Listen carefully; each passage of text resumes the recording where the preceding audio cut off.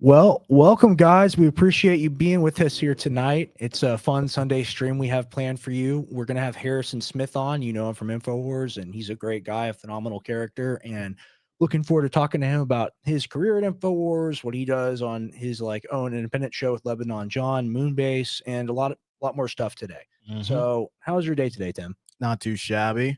Was just tying up the ends on the topic for tonight.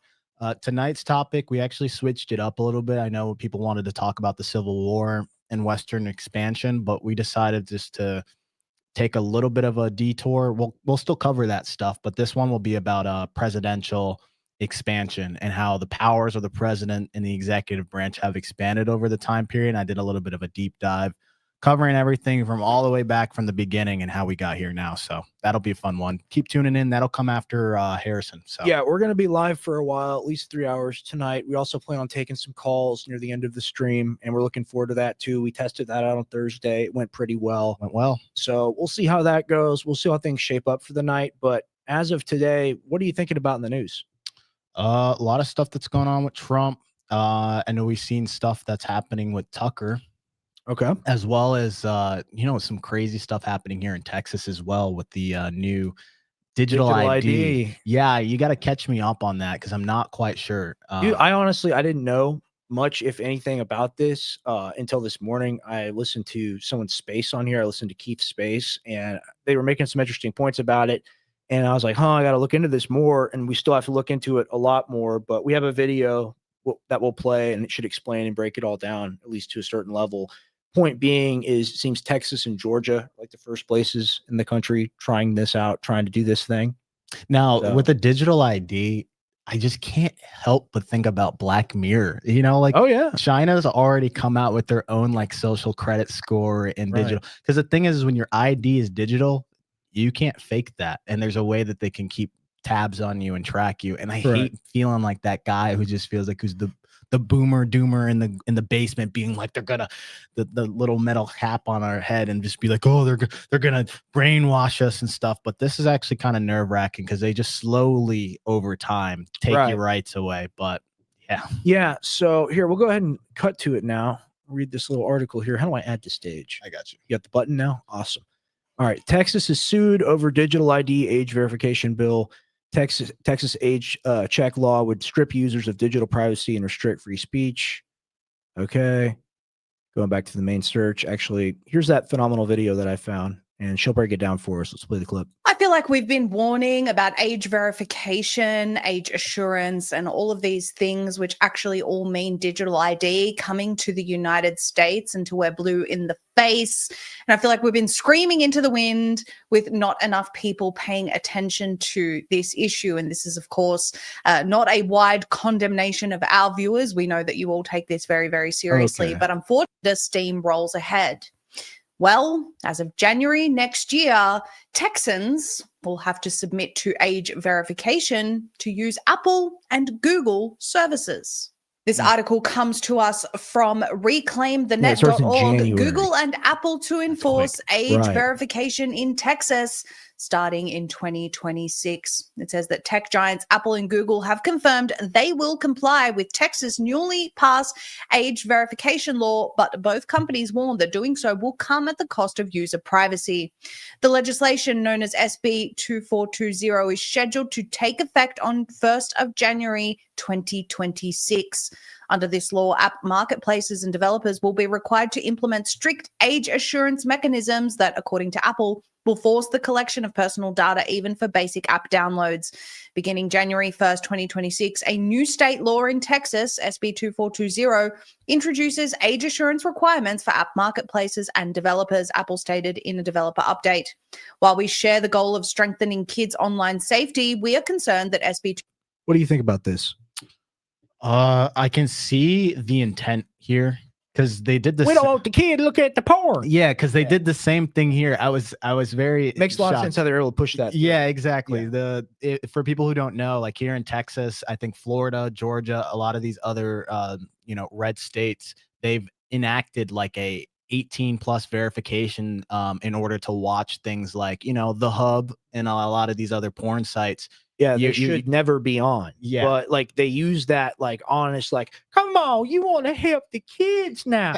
We want to make the children safe. So now every time you download an app, you've got to submit your ID to download the app. That's really crazy. Yeah. So does it mean like every single time, or maybe they probably have like your ID uploaded to where it like Yeah, knows isn't that it? creepy? But that is kind of crazy. And I haven't even Yeah. got my Texas ID. I kept it in New York, so I don't know if I like this one. Because the thing is, the kid is gonna go figure out how to do this anyways. Like, I don't know. This is pretty serious. Like if you go to the website, you can't, right? Like with this new thing. but I think this is the Play Store and Apple Store. So if the web browser, it's got to apply everywhere. man, if it's the web browser too, like Yeah. I don't know, man. This is getting a little bit far, in my Yeah, opinion. it is very Black Mirror, as you say. Yeah, Like, I'm not a fan of this. yeah. Let's watch a little bit more of this, and then we will comment on it more and go to some other topics. 2420 impacts the What do you guys in privacy the of comments think users about this? by in the chat? requiring the collection of sensitive, personally identifiable information to download any app, even if a user simply wants to check the weather or sports scores. Hell no. The Texas App Store Accountability Act sets Yeah, and out then you'll have to get mandatory it just age to- checks. You'll have to get it just to get into the phone they give you at the store with all the pre-downloaded apps. All of those, well, you got to sign in, right? Are you ready? Are you ready to sign in? That's no, this fucking is crazy. It's crazy because you could easily, for the apps, you know how like you go into GameStop back in the day and you want to go buy your video game, and the guy at the cash register looks at you and he's like, "Are you 18? Right. Is your parent here?" You buy like this horror game. I get it, like rated, M games. Okay, you have that rating there, but for a weather app, does my kid need to verify him? That's the overreach. I feel like. Of course, there's some controversial apps that like maybe you prevent people from downloading. Well, like some things should be age restricted, right? But you don't need a digital ID to mandate that, right? Well, it's the only way they can verify that the person's legit. Your personal ID, like a driver's license, and that would still be bad. But like they're creating a new passport essentially. I don't like this. It's interesting because most Americans really don't travel that much out like abroad anymore, but because it's expensive to do so. Like this is just a new passport. It'll be a new way for people to adopt something that's like, hey, this is easier to use for my driver's license. If I go to the emergency room because I break my leg, I don't have to like find my driver's license and so I can verify my identity and whatnot, my insurance card. It's all wrapped into this one awesome thing the government gave me that I get to just use. The people will probably love it, honestly. Right. The thing is like the digital ID, I know they've already gotten with the real ID that's come out where essentially you got to have that little star in the corner and they're trying to like make it more legit. That one I could let slide, but let's just keep watching this real quick. Yeah, no, you're right. This is actually a very good clip. Very, very good clip. And specific restrictions on users under 18. Developers will be expected to make structural changes to how their apps function and handle user data to comply with the mandate. To help developers adjust, Apple plans to update its existing declared age range API and introduce additional tools to allow apps to handle required consent procedures more easily. These changes are meant to align with the law while trying to reduce exposure of sensitive user data, Apple said. More technical information is expected to be released this fall. Google is taking a similar approach and has already launched a beta version of its Play Age Signals API. Through this system, apps will be able to receive information about users' age ranges, supervision status, and other relevant signals, but only in the states affected. In an earlier blog post, Google voiced concern over how the Utah law, which takes effect May 7, 2026, compels data sharing. The bill requires app stores to share if a user is a kid or teenager with all app developers, effectively millions of individual companies, without parental consent. I mean, they were always going to do something about the social media, especially for the kids. Cause like, you remember me and you definitely remember the time when cell phones became really, really popular. And like, if you didn't have one, you sucked. Yeah. It was really after Apple came out with the iPhone 3G. That's when I started noticing the real boom. Like my first phone, iPhone 4 is what I remember. You had the iPhone 4? Yeah. Yeah. I'm 27. So I was still like, my first phone was in 5th grade, but it wasn't, an Apple iPhone. We didn't have to worry about this stuff. You just slide up, you want to type, you said A, B, C, D, and you just have to like keep clicking until you get the right letter. That's what I grew up on. So I can understand because I've got nephews that use, they've But got phones and they stuff would like always that. say like it's so crazy. The kids are on the phone and like we got to do something about this. Like, don't you remember kind of this language from older people? Yeah, it is true. Really? Like, But didn't your parents not let you have, Facebook until a certain age? oh, I don't think I ever had Facebook. To be honest with really? you, yeah, I hate the UI, like the user interface kind But of. there had to be some things that your dad was like, you're not using. I didn't have like I didn't have real technology until I was like 14 years old, maybe a little younger than that. I mean, the thing is, you have to start using computers for school at the end of the day. Like, you have to have something that you can look up things on and write papers with. And like, ultimately, I think I got like a MacBook or something like that before anything, So like, it was like one of my granddads, and I just like took it and they let me use it, So like, I probably started using that. And then I got like, I want to say I definitely got like an iPad before I got a phone. So I was probably like 14-ish. Yeah, but then like the internet's not really as much of a beast as it is now. Where No, you I had to, a flip phone for a while. Like as a kid, those are like the I good was days. moving around, but like I had a flip phone for a while. And anyone that remembers me from then will know that, like, especially like before the age of 14, I had a flip phone. So, I mean, the thing is, they were going to do something about it at some point, right? So they're doing something about it. And I can definitely see how something like this gets pushed through, like the state legislature. Yeah, but if you put everything under the guise of like, oh, it's protection for the kids, you can justify a lot of things and take, certain rights away. I appreciated, these red states like Texas for the reason why I felt like they had, a lot of common sense laws that were being passed. Like squatters' rights aren't a thing here in Texas. They actually passed new legislation. Yeah, that's so crazy. The people would just go sit in the house. I live here now. Get out. Like you go to California, you go to Seattle, and they're like, oh, I live here now. I have this piece of paper that says I can stay here legally. And then you've got to spend years kicking the person out of your house. And then here in Texas, when did that blew up in the news at some point? Yeah, it was in the last year or two, because you had people that landlords had lost tens of thousands of dollars just trying to legally kick people out because those court systems are slow and they take forever to get people processed through. And by that time, it could be like 2 years. The guy's living out of your house. He's probably messed it up. And sometimes those cases never get solved. But that's why I appreciate Texas, because they just came out with a new law saying, hey, if it's your house, you can legally kick somebody out. And we're also shortening that process that it takes to evict. That's pretty good. Yeah. I mean, I've heard the horror stories, right? Of like, you have a property somewhere, especially up north, and then the people can just come in there and essentially lock themselves in. And then it's a legal process. You got to get a lawyer. You got to go to court all the while they're living in your home. And they're living in your home. They're also not going to be paying you rent that entire time. Right. And you're talking damages. And then you're talking about, like, I just had tenants move out of one of my properties. Like, guys, the inflation has affected everything, right? So you're talking about all the labor, all the cost of just like doing things. Painting is just $4,000 or $5,000 to paint the interior of a house. So, that's probably $8 to $10,000 worth of expenses from somebody damaging your home. And then you've got another $5,000 retainer fee just to get the lawyer, let alone the hundreds of dollars per hour that they're going to charge you. But I can see what they're doing here. This one, I'm not, big on what Texas is doing here with this one. I mean, maybe it's different because I don't have kids, but some Karen got this passed through. I could tell you. Yeah, that. I mean, that was definitely the sheepskin they walked it in through. I mean, this is just like a harbinger of the digital ID, like they're having in like they have in the UK now. They got to roll this back though. I think just going for all apps makes no sense. Yeah, it's pretty aggressive. There might be some actual pushback to it. We can hope so.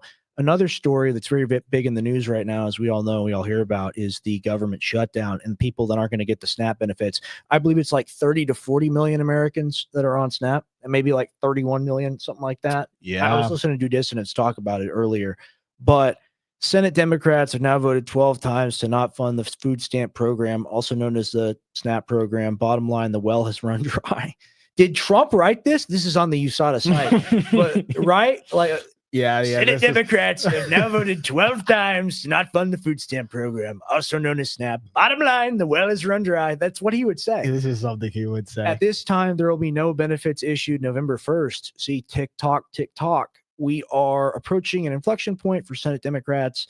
they can continue to hold out for healthcare for illegal aliens and gender mutilation procedures and reopen the government. So Trump wrote this. Yeah, he wrote Trump, this. This must be like a true social they made into a government post or something, because this is what he would say. And this is on the USADA site, or USDA, not USADA. I think it's a UFC drug test, but USDA. That's crazy. You know, the thing about SNAP benefits, the reason why there's just all this lawfare, they don't even realize this has real implications. SNAP is not something that is just a light, like, okay, you've got some programs that they're like, oh, non-essential, but SNAP is one of those things, like, there are millions of people that rely on this. I used to be on SNAP benefits growing up as a kid, you know, and it's not necessarily by choice. I know sometimes, you know, people complain about, you know, what Lyndon B. Johnson did with incentivizing all these benefits, but some of them are legitimate and some of them are necessary. And SNAP was one of those things where I was like, thank God we had the ability to do that until we were able to like climb out of that hole that my parents were in. So for this to happen and then to make it a, you know, polarizing party line thing when it's just, okay, we're talking about Americans here. Both of these people, both parties need to get their shit together. I'm sorry. Like, this is insane. Can illegal immigrants get SNAP money, or do you need an ID for this? I don't know. That's a good question. They probably do I'll look at this some up. level. They definitely do at some level. They're recipients of some of these programs. I think the requirement is to have a driver's license. Driver's license, and I know immigrants also can have Social Security cards as well. Yes, that's very true. So, yeah, I mean, the White House now claims it's legally barred from using emergency funds to keep SNAP running. Journalists discovered that this directly contradicts the USDA's publicly released shutdown plan below. I'm not going to read all that. It's small print. The White House wants to end SNAP and is lying to protect themselves. Okay, so you may qualify if you're a non-citizen, unless if you meet the income, lawful permanent citizens, or I mean residents like green card holders. You got refugees, asylees. Yeah. So if you claim asylum, victims of trafficking. Yeah. But a lot of these people claim asylum and they go to court and they get basic information and they would get sent somewhere. That was the Biden era plan. Yeah, that was nuts. They were just shipping people. So if you're an asylum seeker, you're probably able to get this somehow. And not to mention, like, I don't know. This is going to make people crash out. Like the No Kings thing with all like the old people, you know, oh, I wave the American flag because we're taking it back, man. All that stuff. Like, this will cause a much more serious explosion because you got people, got kids that want food. And I've seen videos of people like shoplifting. Like, you think they're playing chicken? Oh, no, they're going to go up to the last day and then they're going to do it. They're going to go. Yeah, they're going to go. This is going to go on for a while. I think the Democrats are just like, fuck this, we're out. Like, we got BTFO'd. We don't even know what to do. But if this hurts you, it's good for us. I think that's what they're doing. And it's definitely going to hurt Trump more than it's going to hurt them.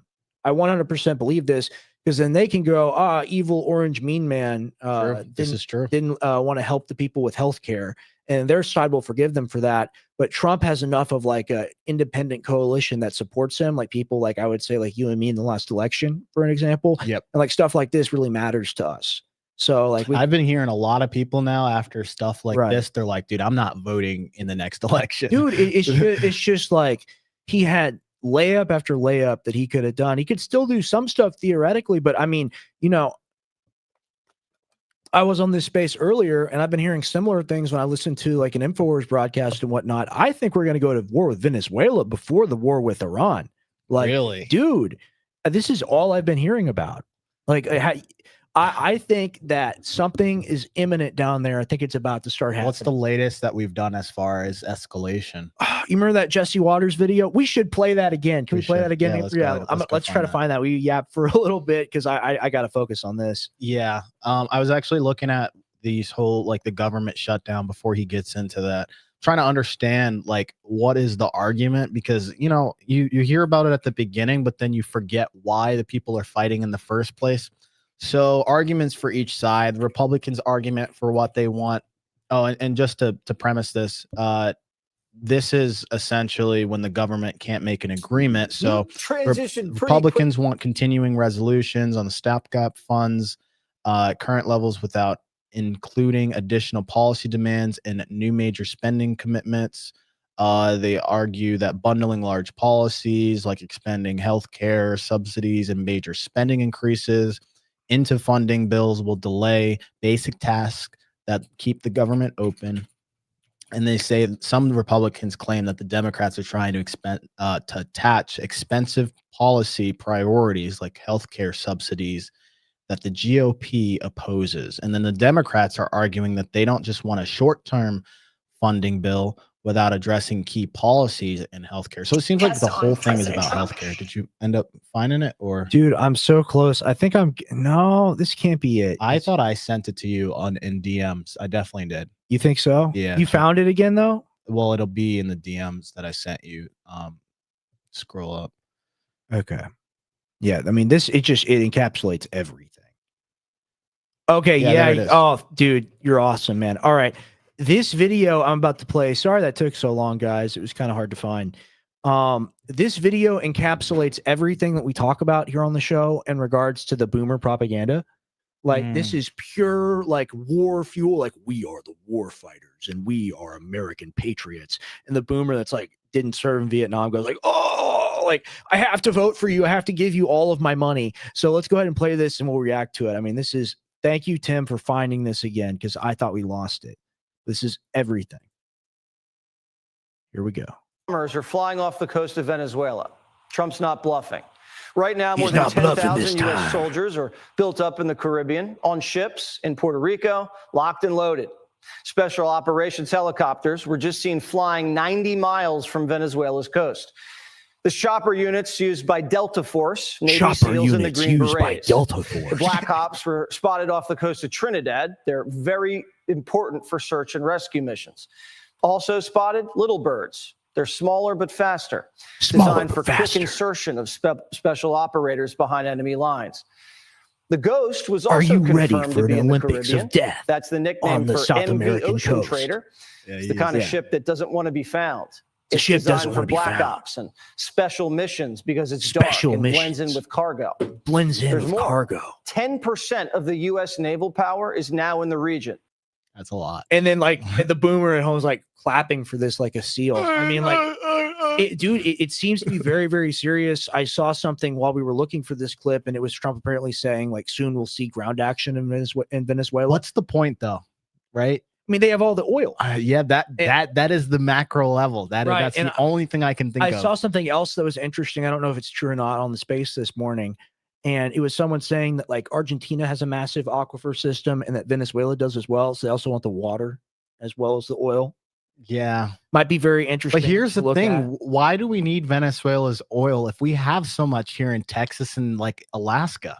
Right. But they have more than anyone on Earth. That's true. But, like, we also forgetting that we have, like, I think it's like the second most out of everybody. You know, it's either that or Russia, but we're in the top 3 for sure. In a world where we don't have literally all the oil, Americans must struggle to find more. Yeah, I mean, dude, it's horrible. No, there's something going on. Either Maduro didn't do something that Trump they didn't like. The Nobel Prize winner is the lady they've wanted to run that place for decades. That's why she won the award. And she's like, this should go to you, Donald, the like mass executioner of like 3 different entire continents. Yes, you should have this peace award for all your great actions in Israel conflict and the Ukraine conflict, and now down south at home where you're just drone striking these boats. Yeah, how do you get Nobel Peace Prize for bombing and flying B-52 bombers and 10% of your naval force in, you know, the waters? Yeah, Jesse Waters says it's cool. You're forgetting about this. This is Can you explain important. Why you hate this man? Dude, well, I mean, like, he was like Tucker's like whipping boy, basically. He was the man on the street guy for Tucker. And like growing up listening to Fox News on Sirius XM radio with my granddad, who picked me up from school after a practice at night, and we listened to Fox News on like the 40-minute drive home. And he was always on there, and I always found him annoying. I didn't want to hear from him. I was like, oh, like he's gonna, hey, how are you doing? What do you think about this? And it wasn't even like a fun or like an inquisitive man on the street. He's just reading off a different like wacky script every time. And I don't know, like, that's petty. I'm sure he's a fine guy. I'm sure he's nice to his family and his kids and all that. But he carries water like no one we've ever seen. And when Tucker left Fox News, not amicably, of course, when he struggled to get out of there, this seems to be his replacement on the time slot. And I mean, look, It is what it is. It's just like they had someone write this for him, and he's like, "This is really cool, guys. I'm going to get to protect the United States now." And he's like, just a part of the club because it's probably really fun for him to be. But this is government propaganda. Like the administration said, "Hey, like we're trying to signal that we're going to be strong in this area, and we need you guys to be on top of it." Oh, yes, sir, Mr. President, sir. Right. That's the problem I have with news is like who is not owned, right? Like I go and watch CNN and they throw jabs at like Trump. Right. And they just say like, oh yeah, crazy old man. And then they go into like the specifics instead of like, why do you have to preface he's a crazy old man before giving us the news? And then they go and like Jesse Waters here is talking about it. And he's like, okay, show us strength. Good for country. We're getting some feedback in the chat. 300K a year dead from street drugs. You want that to continue?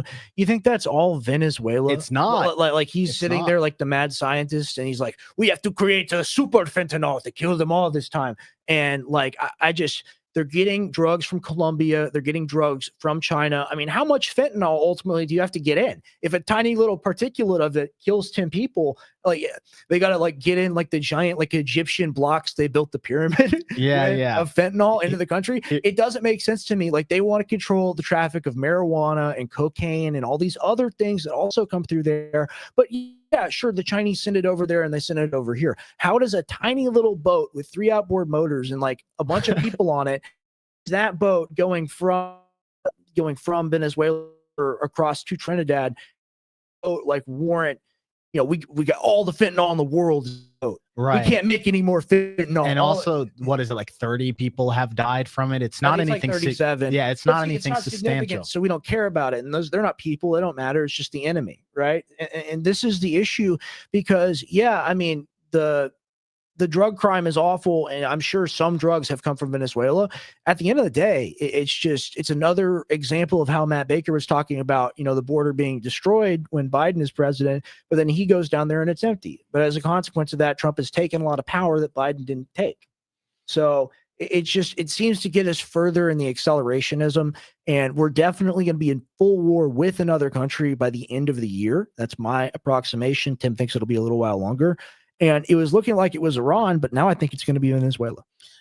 This one will probably be like a smaller conflict. Here's the thing. He's right about the fact that like most of the drugs aren't just coming from Venezuela. Also, if you wanted to stop the influx of fentanyl, you would do it at the border where it's going. Right. It's more going over land than it is going over water. And there's other sources that these things are being funneled through.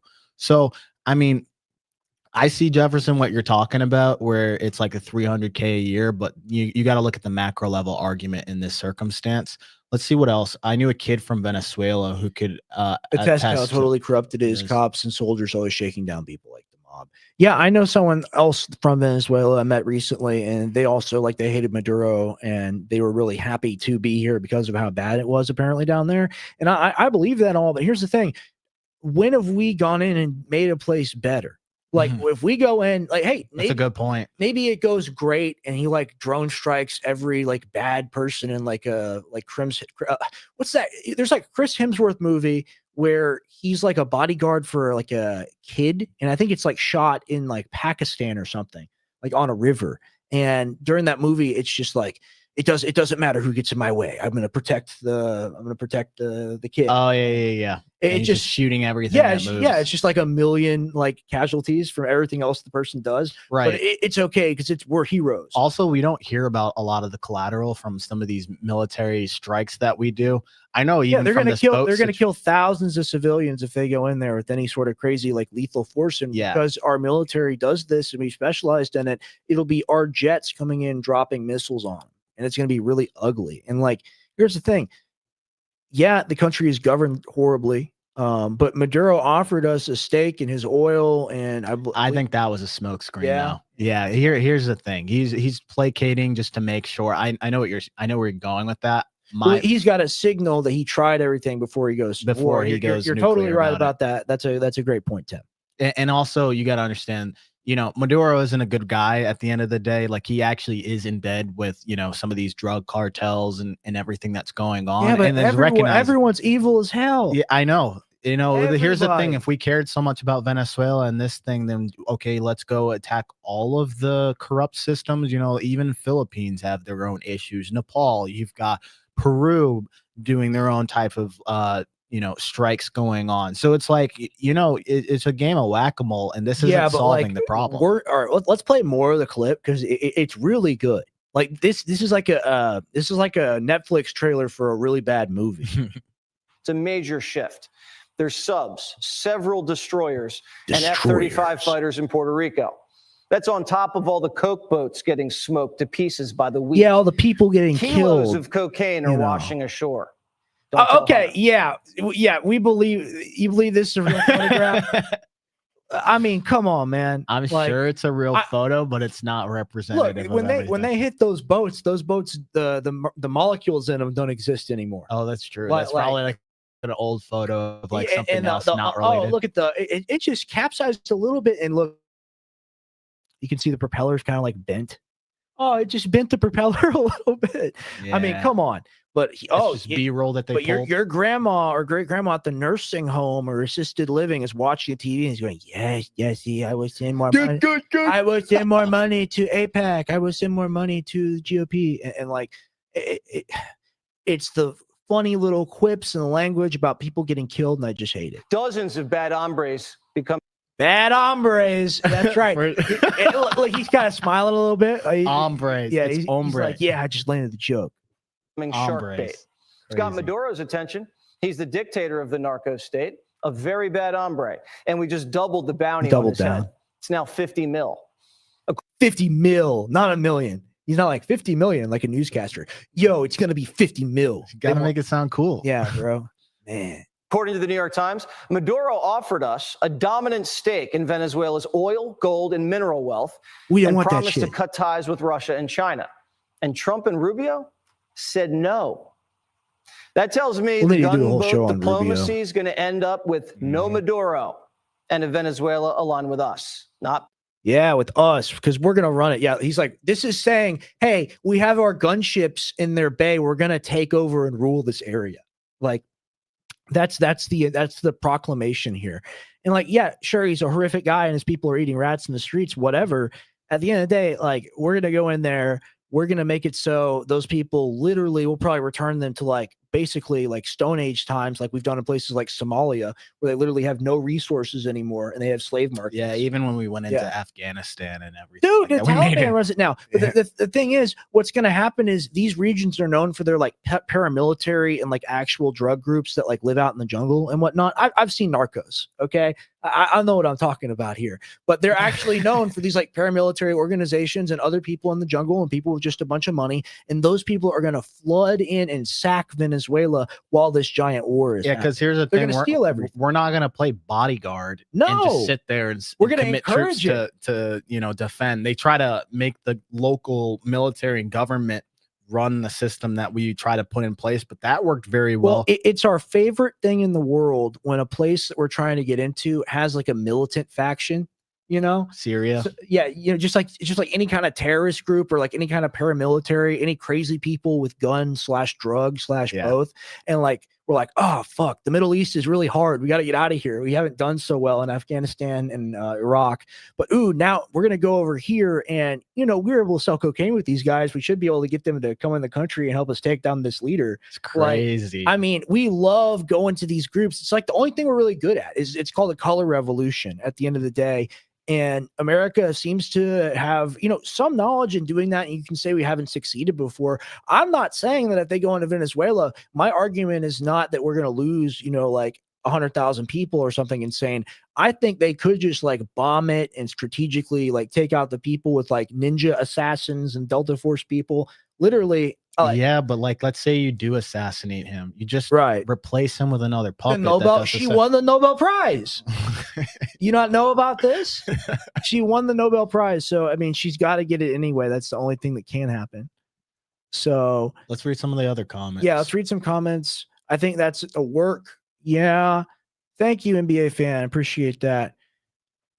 Sending a message to Venezuela speaks to many other drug dealers. I mean, Yeah, but we're not sending a message. We're going to go try to take the whole place over and install like a puppet dictator. Like we're going to have the whole new management in there. It's not just trying to like slap them around and teach them a lesson. We're going to kill like the leadership. Like you think like Israel, like drones or not drone striking, like missile striking Iran and not Iran and yes, Iran to start the war and then Qatar. Yeah, that was unnecessary. Like the Qatar like one, Doha, I was like, but and they're like, oh, the people died, and it's very sad that this happened. But you know, ultimately, any civilian dead is in the sacrifice of like the proper order. Like, yeah, but it's crazy because it's like if any of these politicians, it was like their family or their kids, they would be freaking out. Right. Also, I have this one video. So my issue with all of this, right? I ran into like the cost of like how much we're spending just to send, you know, these B-52s and like the missiles and it's like just to run a single flight for a B-52 is like $900K, something crazy ridiculous like that. And there's a lot of money that's being spent. And we're sitting here. It's like you're trying to sit there and like battle this over here, and then obviously we know we have our own issues, and then we end up doing something where we just say, oh well, the issue is based off of poverty, right, and it's based off of immigration, right? Those are the things that we point to. And there's this video I really want to show. I don't know if you guys have seen The Big Short. The Big Short is like a video. Everyone loves the movie. It's on the 2008 crisis, and at the end of the video he says something very haunting that pretty much resembles exactly what we're dealing with today. And it's the guys that the whole government protects themselves underneath. So let's play this real quick because this one is just like, I somebody sent this to me. I was like, holy shit. Mark, you there? Mark. I'm Michael Scott. Also, Bernanke just left the White House.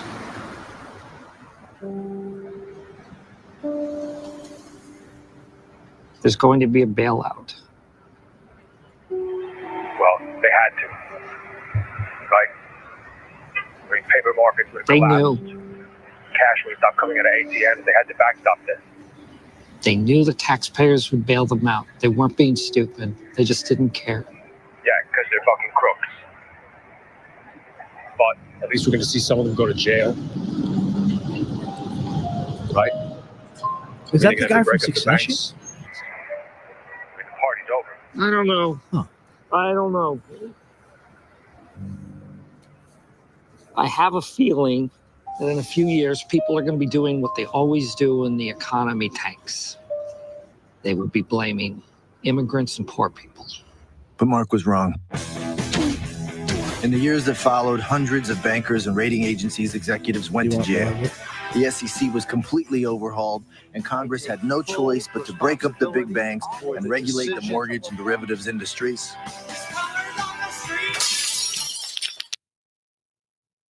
Just kidding. Banks took the money the American people gave them and they used it to pay themselves huge bonuses and lobby the Congress to kill big reform. And then they blamed immigrants and poor people. And this time, even teachers. And when all was said and done, only one single banker went to jail. This poor schmuck, Kareem Sarah-Geldon from Credit Suisse. He hit a few billion in mortgage bond losses, something most of the big banks did on a good day during the crisis. Mark, can we sell now? It's just disgusting, man. So what were you thinking about with that clip? You know, my issue with something like this is like just the money being spent. And it's it makes me so angry sometimes because, like, you know, we joke about it and I see a lot of people talk about it, but like the gravity of the situation of how much money is being spent. I pay so much as a single male, you know, who makes a decent living of a wage. I pay something crazy, like I want to say 30-something%, right? Yeah. And it makes me angry because I'm like, dude, I don't even have any ability to be like, yo, Trump, maybe we shouldn't fly that out there, or maybe we shouldn't bomb this, and maybe we shouldn't spend money here because I thought this money was going towards something that helps me. You can do nothing about it. I can't do anything about it. And that's the hard part about this. And then I just see it's called winning.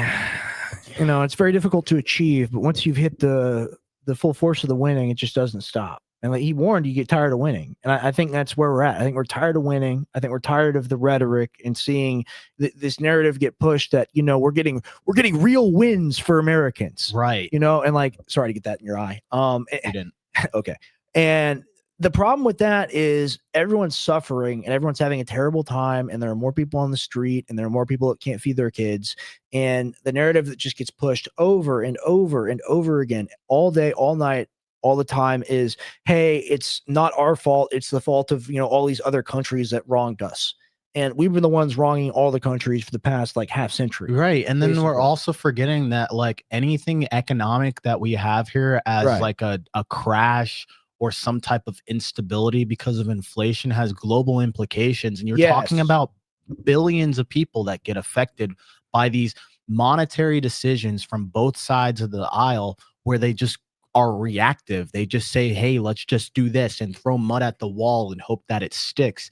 And then you don't Yes. really think of the implications outside of the bubble of America. Meanwhile, you know, you got people suffering in like Germany that have nothing to do as we blow up a pipeline and Right. all Making the- them buy our energy. Yeah, you're gonna have to pay 3 times the price, but you know, we got to stop the evil Putin.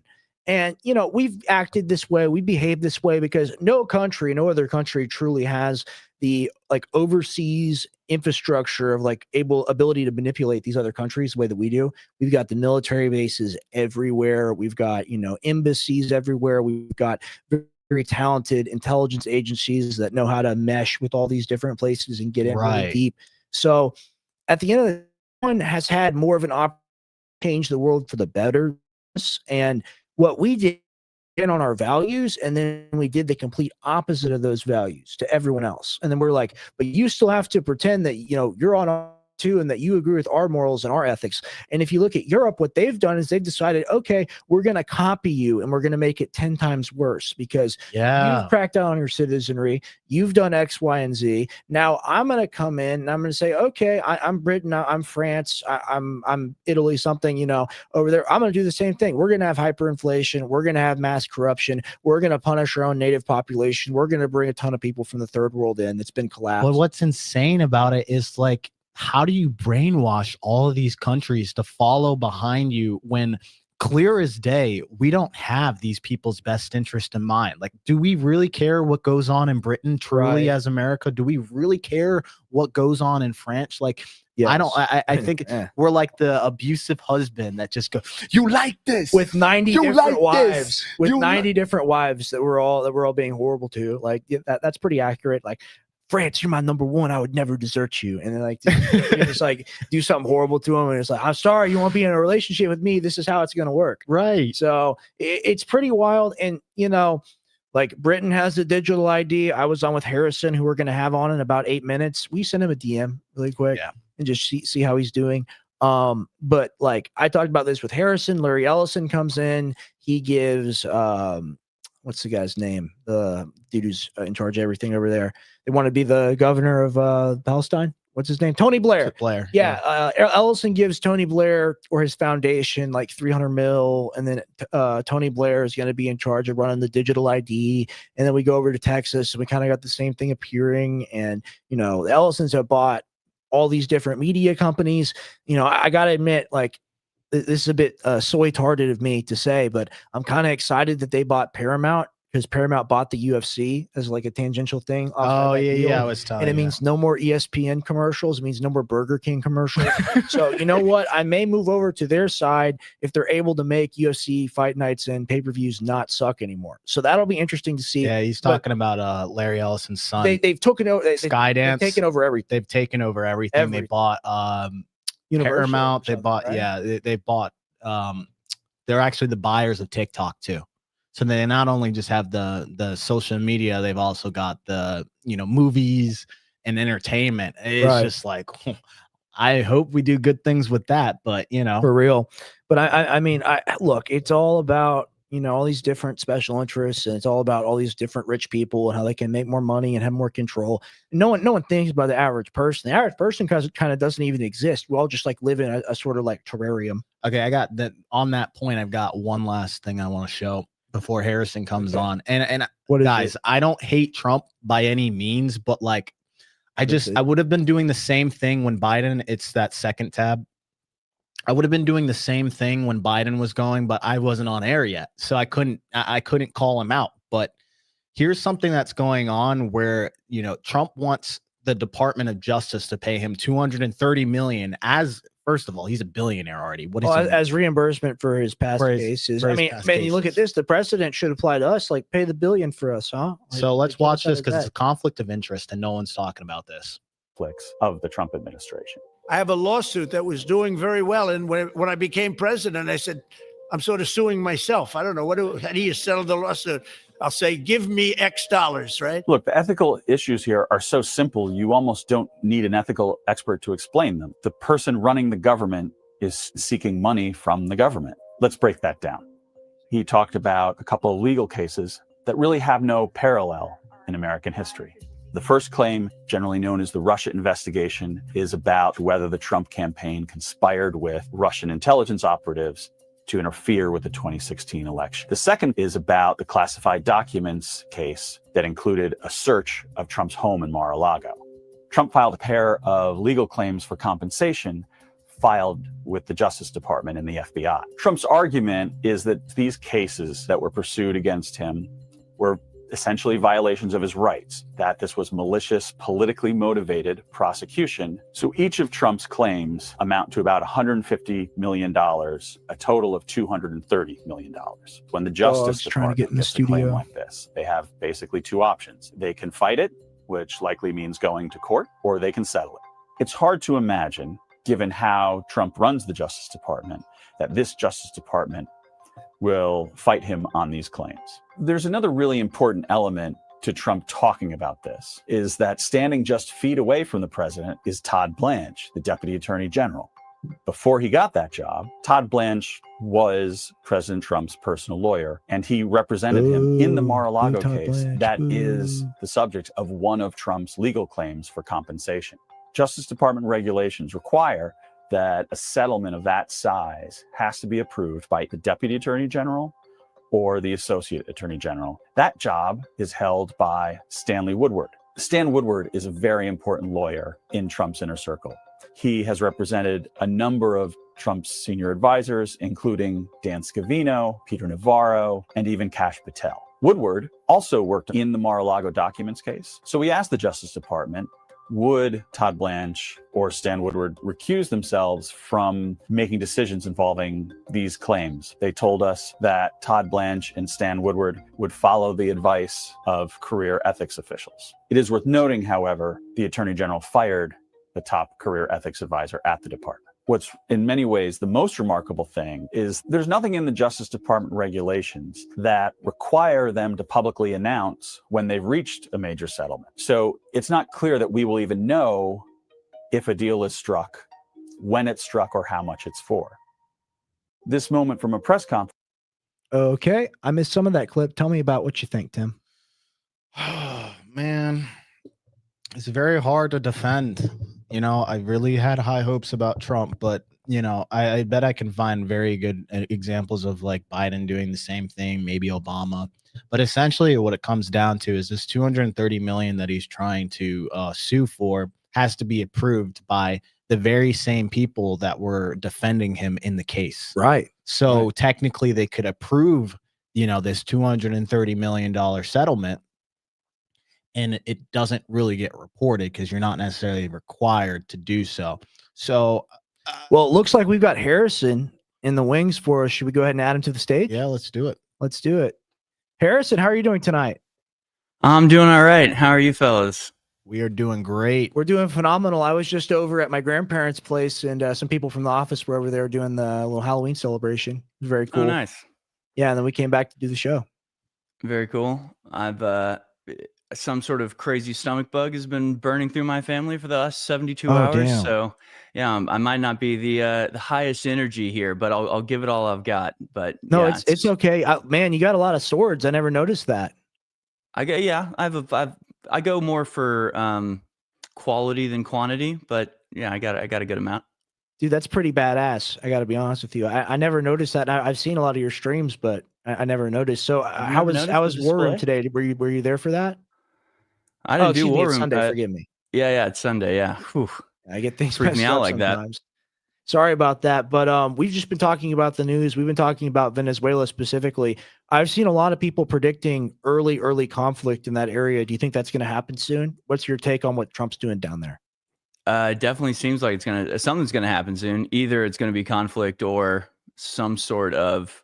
Although I don't know, it looks like it's gonna be conflict because Maduro is basically capitulated on almost everything, but not everything, and the U.S. still hasn't accepted it and just sent an aircraft carrier group down.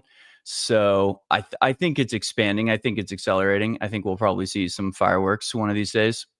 Right. I was thinking about all the little jihadis that we love so much over in the Middle East, like the wind up toys, the people that we recruited, like Al Qaeda and ISIS and all those fine folks that now run Syria. It's just, you got to think about the amount of like paramilitary groups in Venezuela, right? All the little like goodies for us to make deals with. Like, Well, that's probably what they're looking for, right? well, here's the fun part. They're the same groups. That's the Oh, real fun part. even Yeah. better. Yeah, That's so right. Harrison, what do you think the macro level argument of why we're even doing this in the first place? Like, It's the drugs. 10,000-foot view. Do you think it's the drugs? Do you think it's the oil? What do you think is the real cause of why we're in there? It's not the drugs, but it's the drugs. It's what they say. It's the narrative. Yeah, I don't think it's the drugs. I don't. It's kind of hard to put your finger on. They've wanted this for a very long time to an almost comical degree. Like I think it was during Trump's first administration that one of his like main guests at the State of the Union was the previous iteration of the woman who won the Nobel Peace Prize.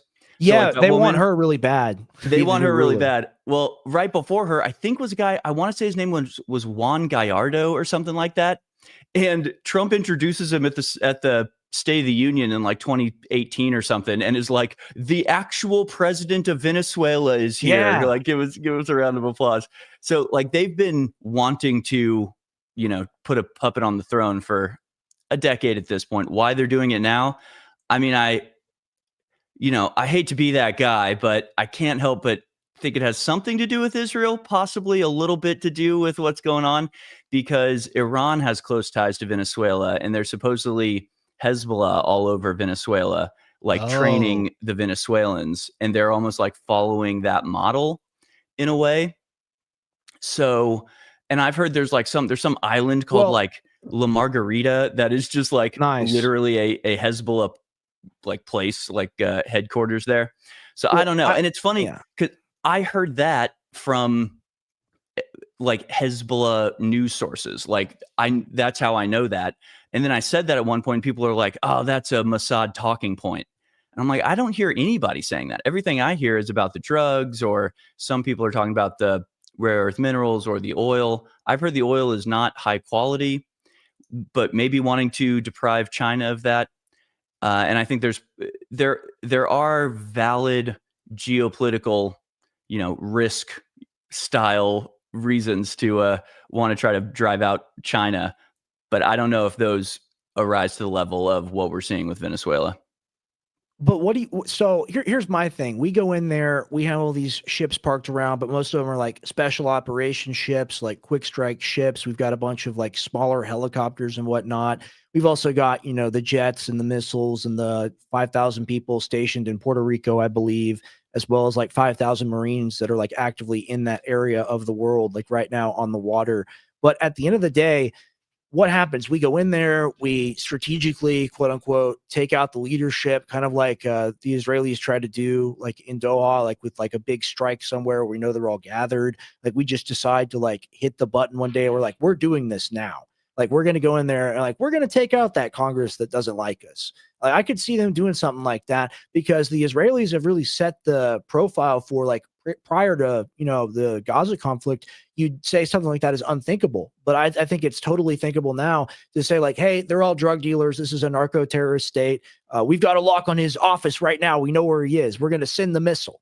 Like I think that's kind of likely. I think that's what we'll do. Also, China has pretty deep ties to Venezuela. Well, yeah, too. they love them over there, and they've poured in. And they're the ones that want to build all of those offshore drilling platforms. Yeah, they invented some crazy like floating oil rig that they're trying the new technology out there. But you're right, Harrison. I don't think oil is the play because we have enough oil here domestically in Texas that, you know, we've been opening that up since the Biden administration. So there's no reason for us to go for that. I heard another interesting story. I'm sorry. I'm like my father. I can't stop. I heard one more interesting point, and I'll let you just give us what you really believe on this. I heard that both Argentina and Venezuela, one of those places we basically control already with Malay, I heard they have massive aquifer resources and a lot of fresh water. So I had heard this, and I was like, that's kind of interesting. But what do you think about all this? I hadn't thought too much about that. It's also awfully close to Antarctica, isn't it? Now that I think about it. Yeah, so I think Venezuela, I think the ideal outcome for the Trump administration would be like so much pressure, and there would have to be some amount of like hardcore action on the ground, but basically to have Maduro replaced and ideally probably like tried by his own people and executed like Saddam was. Something like that, because I think, I don't know, I'd have to look into it a little bit more when it comes to Maduro himself, because it seems like the strategy is just Maduro is the bad guy. And then the other thing that I've heard, and this is from Patrick Byrne when he was on my show, is that there is a literal cartel that just sort of is the Venezuelan government, and they're like kind of inextricable. Oh, they're gonna die. They're gonna get yeah. So I think, you know, when they're going after the cartel in Venezuela, they're going after the government of Venezuela. It's like the cartel is called like the sons, the generals of the sun or something, like SUN. And in Venezuela, the generals all have like a sun epaulette on their shoulder. So it's like, okay, the military is literally this cartel. Yeah, right. So yeah, and in terms of oil, it would be you would make money from it, but it would also be about depriving China's taking advantage of it. And China is, you know, makes big moves against South America and has for a while. Like Trump has never liked Nayib Bukele because China helped pay for a lot of some of the big infrastructure that El Salvador's done. I think they helped pay for like their library and stuff. Yeah, so they've done a lot of that. But that's the China's play. They're propping up a lot of these third world, second world countries with the loans because they know as soon as they have the loans, they own these people. They're doing the same thing in Africa. They're just basically going around for the smaller ecosystems that they feel like they can extract resources from. So I get that perspective. And Bukele, go ahead.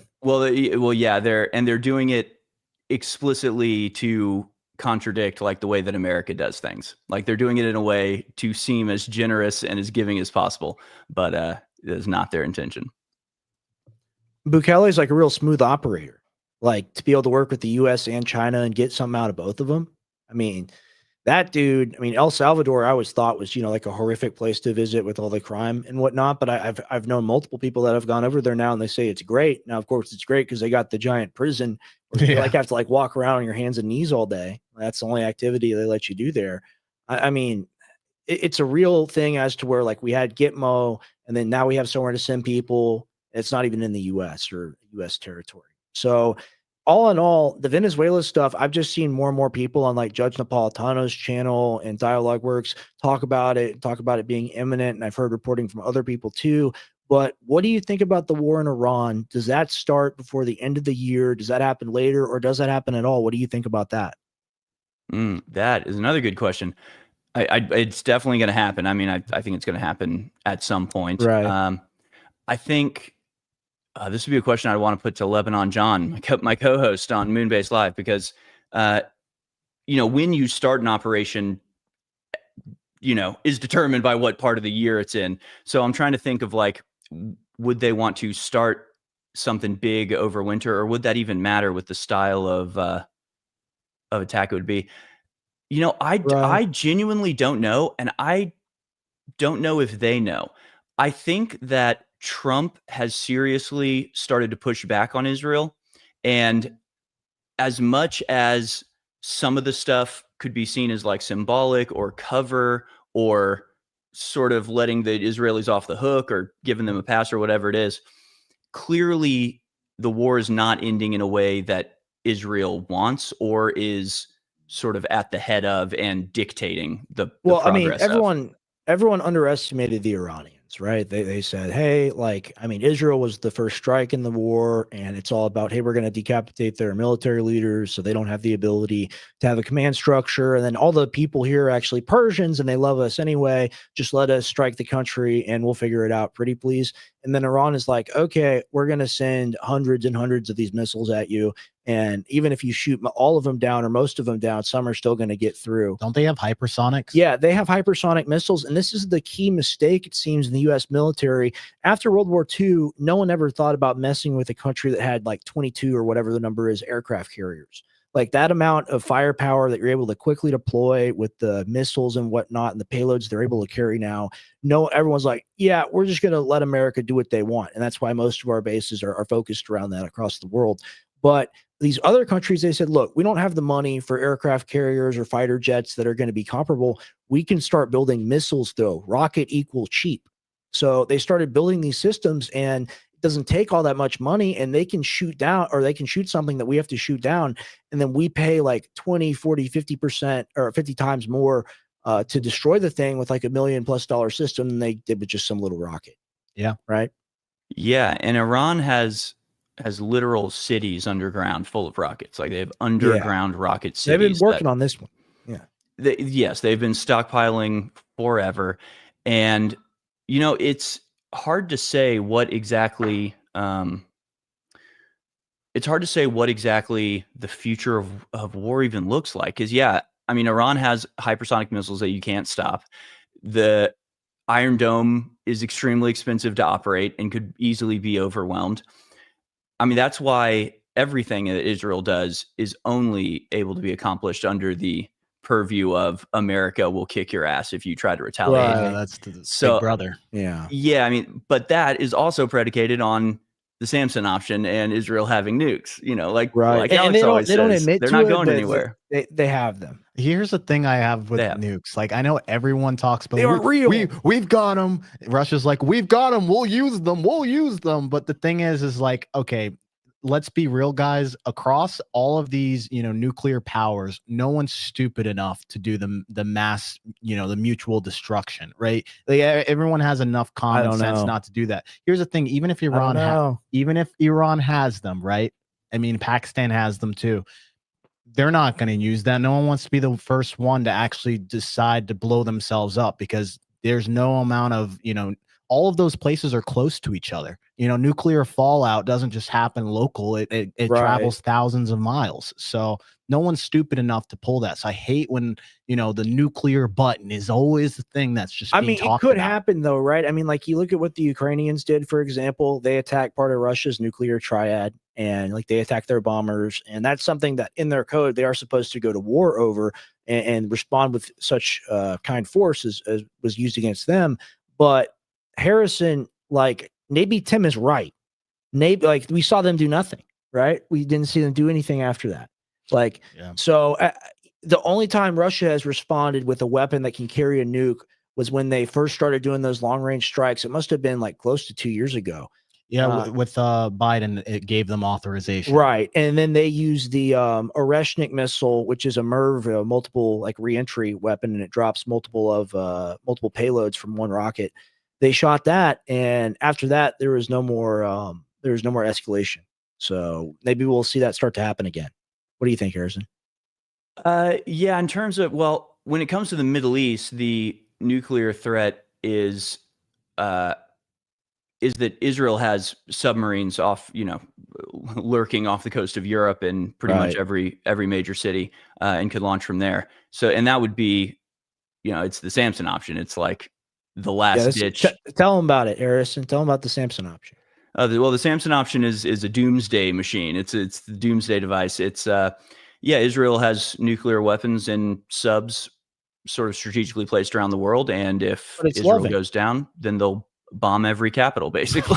That's it's loving, and if it's I go down, you come down with me. Is yes, that the literally plan? yes. And think about the gall of this, the balls, the nerve really of all of this. But they go, look, we may have nukes, we may not. We're not going to tell you if we have nukes or not, but we do have this thing called the Samson option where we'll launch the nukes that we may or may not have at any time to defend ourselves if we're existentially threatened. So, I Yep. mean, yeah, I mean, and the people making that, like, literally we will blow up the whole world with nukes threat wants us to go to war with Iran because they might get nukes and they we might can't have one in the because future. imagine the type of bunker people like busters. Iran having nukes. It's like you just threatened to bomb the whole fucking world. Well, what could Iran do that's worse than that? That is true. Psychos. And the thing about the bunker busters that we were talking about, we're trying to act like Iran wasn't prepared for something like this already. We don't actually have probably that level of intel to know how deep their, tunnels go, and they probably pulled a lot of that stuff mountains. Yeah, they probably pulled a lot of that stuff out already before we even bombed, but it was good posturing for us. That's the narrative about the war coming up next is where is the enriched uranium? Because they did get some out of there. But go ahead, Harrison. Well, so that is the weird part, is that like a lot of the Middle East is kind of like open play acting. It's really strange. Like between Iran and Israel, there was a time, I think it was after an Iranian leader was assassinated in Syria, I think is what it was. Because, for the last 2 years, Israel has been assassinating people all through Syria and Iran and Qatar and everywhere.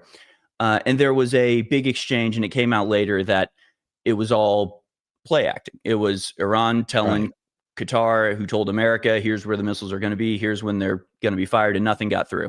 Then the next time, some things did get through, but our bombing of Iran, I'm fairly sure, was not a complete surprise to them, and they'd either gotten stuff out or it had never been there. They'd had a long, warning time before that. Right. And then like the response, it's all like choreographed. It's very bizarre. It's very weird that they do this and then sort of say that they did it. Like it wouldn't be, it's one thing if you're like, oh, we fired missiles, but they stopped them, darn it. But then later, they'll be like, yes, we were in communication with Iran about when and where the missiles were going to be. And it's like, why do it if you're just going to explain it later? That's why it's hard to say how the war in the Middle East is going to be, because it's like, it's impossible to fucking know, man. I couldn't have predicted the pager attack against Hezbollah. Right. So that was nuts. And they gave him a golden pager. They gave Trump a golden pager. I mean, it's so sick. and like that's a celebration of death. Number one, that's what you're gifting him, and like congratulating him in some part for his complicity in it. So at the end of the day, it's the Star Wars narrative that always gets painted. They do it about Ukraine a lot, but they do it about Israel. And, it's the evil terrorist living in a cave with the bomb and the AK-47, and he had a pager that he was using to commit his crimes. We put a bomb in it. These are people with families, and like a kid holds the pager, boom, lose a leg, lose an eye. And there are cases of this. But, everything's justified in war. The Ukrainian press gangs for little Zelensky, where they throw the young men in the truck and then send them to the front line. It's all justified. Do you think that we'll ever deploy troops in any one of these conflicts, Harrison? What in your approximation? What's your view on that? I do not think Trump is ever going to deploy troops for the sake of the Greater Israel Project. I think that's a red line for him. I think he'll sell them weapons. I think he'll give them weapons. We are putting 200 troops as a management force in Gaza, which I'm actually in favor of because who else is going to do it? The IDF, right? It kind of has to be us. Because I don't think they'd let Turkey in either, but that would be the other option. And I wouldn't want NATO. It's like, okay, that should be us. That should be American troops. If if there needs to be anybody better than the UN or NATO or anybody else I can think of. So no, I don't think troops are. And that was always my red line, and always what I said about Trump. I know how pro-Israel he is. I don't like it, but he will never commit troops on the ground in the Middle East for the Greater Israel Project. And that is a prerequisite, is a necessary ingredient of the Greater Israel Project. Like they cannot take on Iran. They cannot conquer all of Syria. I mean, they can destroy it and destroy a lot of it, but like to take out Iran, you need boots on the ground, more boots on the ground than Israel can, or certainly is willing to supply. And I don't think Trump's willing to do that. Yeah, and the thing about it is like the boots on the ground situation. You see what happened in Europe, especially I think it was France, when they flirted with the idea of committing troops, and you just saw the protests and the riots, and people were like, hell no. And they backed off. They were like, we're just kidding. We're not actually serious about this. Yep. So I mean, the same thing could happen here. It's like, I know there's going to be, you saw the No Kings protest. Imagine boots on the ground, and they're just going to be like, what happened to Afghanistan? Right. What happened to, Syria? What happened to all these other things that you said, okay, I'm going to create peace. But ultimately, I know everyone talks about the Middle East, and I'll toot this horn till I die. I think Taiwan is the play that creates World War III. Like that's the little silent tiger that's going on in the background, that like we need those chips. We're already moving assets out there. China's basically said by 2030, I think, like that we're taking this land. And think about what that has the potential to do to the global economy as well. If we get forced out of Taiwan, or something happens, if they just like, they're there one day, they're on the beach, and they're just going to take over the place, I think that there are controls and commands in place to blow up the sophisticated facilities. That's actually a good play. That's definitely what we'll do. And then we don't have the ability. Maybe that's why he's putting all the money into chip building over here, even Biden. If they do this, and there isn't a resource for that anywhere in the world, but we're the only ones that can make it again, because those Thailand people that work in those plants are apparently on our side. Like there's a lot of like really weird things that could trigger the next collapse. What to you screams this is going to be the next thing? Is it the inflation? Is it the Taiwan situation? Is it the war? What is it for you, Harrison? What do you believe? I don't think Taiwan is necessarily going to be the flashpoint, because I think that until we actually get the chip making factories up and running, and these things are insane. I mean, I don't know. I don't know if it's like possible for me to understand some of the things that they do. Like it is genuinely unbelievable, like down to the atomic level. It has to be precise. So, I don't think that we'd be willing to blow that up. I don't think China would be willing to blow that up. And I think China is just waiting us out. I don't think China wants to start a fight. And if I was China, I wouldn't want to start a fight with America. Because they're already winning. Yeah. Look at the trajectories. As long as nothing changes, we're going to fizzle out, and they're going to continue to conquer. So I don't know if they would. Russia and China together. India. What's that? 6 nations. We've driven Russia, China, and India together. 3 places that have historically hated each other, but now they're friends because they have a common enemy. Yeah, and that is a inexplicably bad strategic decision by the masters of the New World Order. Like it has to be malice. There's no way that it was like an accident that you drive Russia into the arms of China, if you think that China is going to be this big existential threat, which they obviously are, more so than any other group. So that had to be deliberate, because they're deliberately trying to destroy us. And again, I think the struggle between Israel and the Trump administration is like the great untold story of this last year. And it has been about a year, right? When he got elected in November's, well, even before that, but it's been sort of an underreported area of friction that I don't know if people realize like how big the implications of these things are, because they're not earthquake things, right? It's not like a Watergate level scandal where like it becomes the top story, but it's the type of thing that normally never gets reported on, or just works, and so you never really hear about it. And it's stuff like Signalgate, which Signalgate was a pretty big story, but like the real story of it was that Mike Waltz was in communication with Netanyahu, like pre-gaming before Netanyahu met Trump. He was like a traitor for Netanyahu, and he leaked the Signal chat to like another Zionist guy that's the head of the editor. He's the editor of the Atlantic magazine, to leak the Signal chat to try to oust Pete Hegseth because he was resisting war with Iran. And like, so this has been like a theme. And then like JD Vance is having, or it was either Vance or Hegseth, Dan Caldwell, this guy I was tweeting about today, because I was sort of researching some of this stuff. But people who were anti-war with Iran got fired, were subject to like, scandals that ousted them. And then I think it really accelerated recently. And I don't know if the timing is like coincidental around the assassination of Charlie Kirk. I also think it might, like, I think the propaganda front for Israel has been super dire for a while now.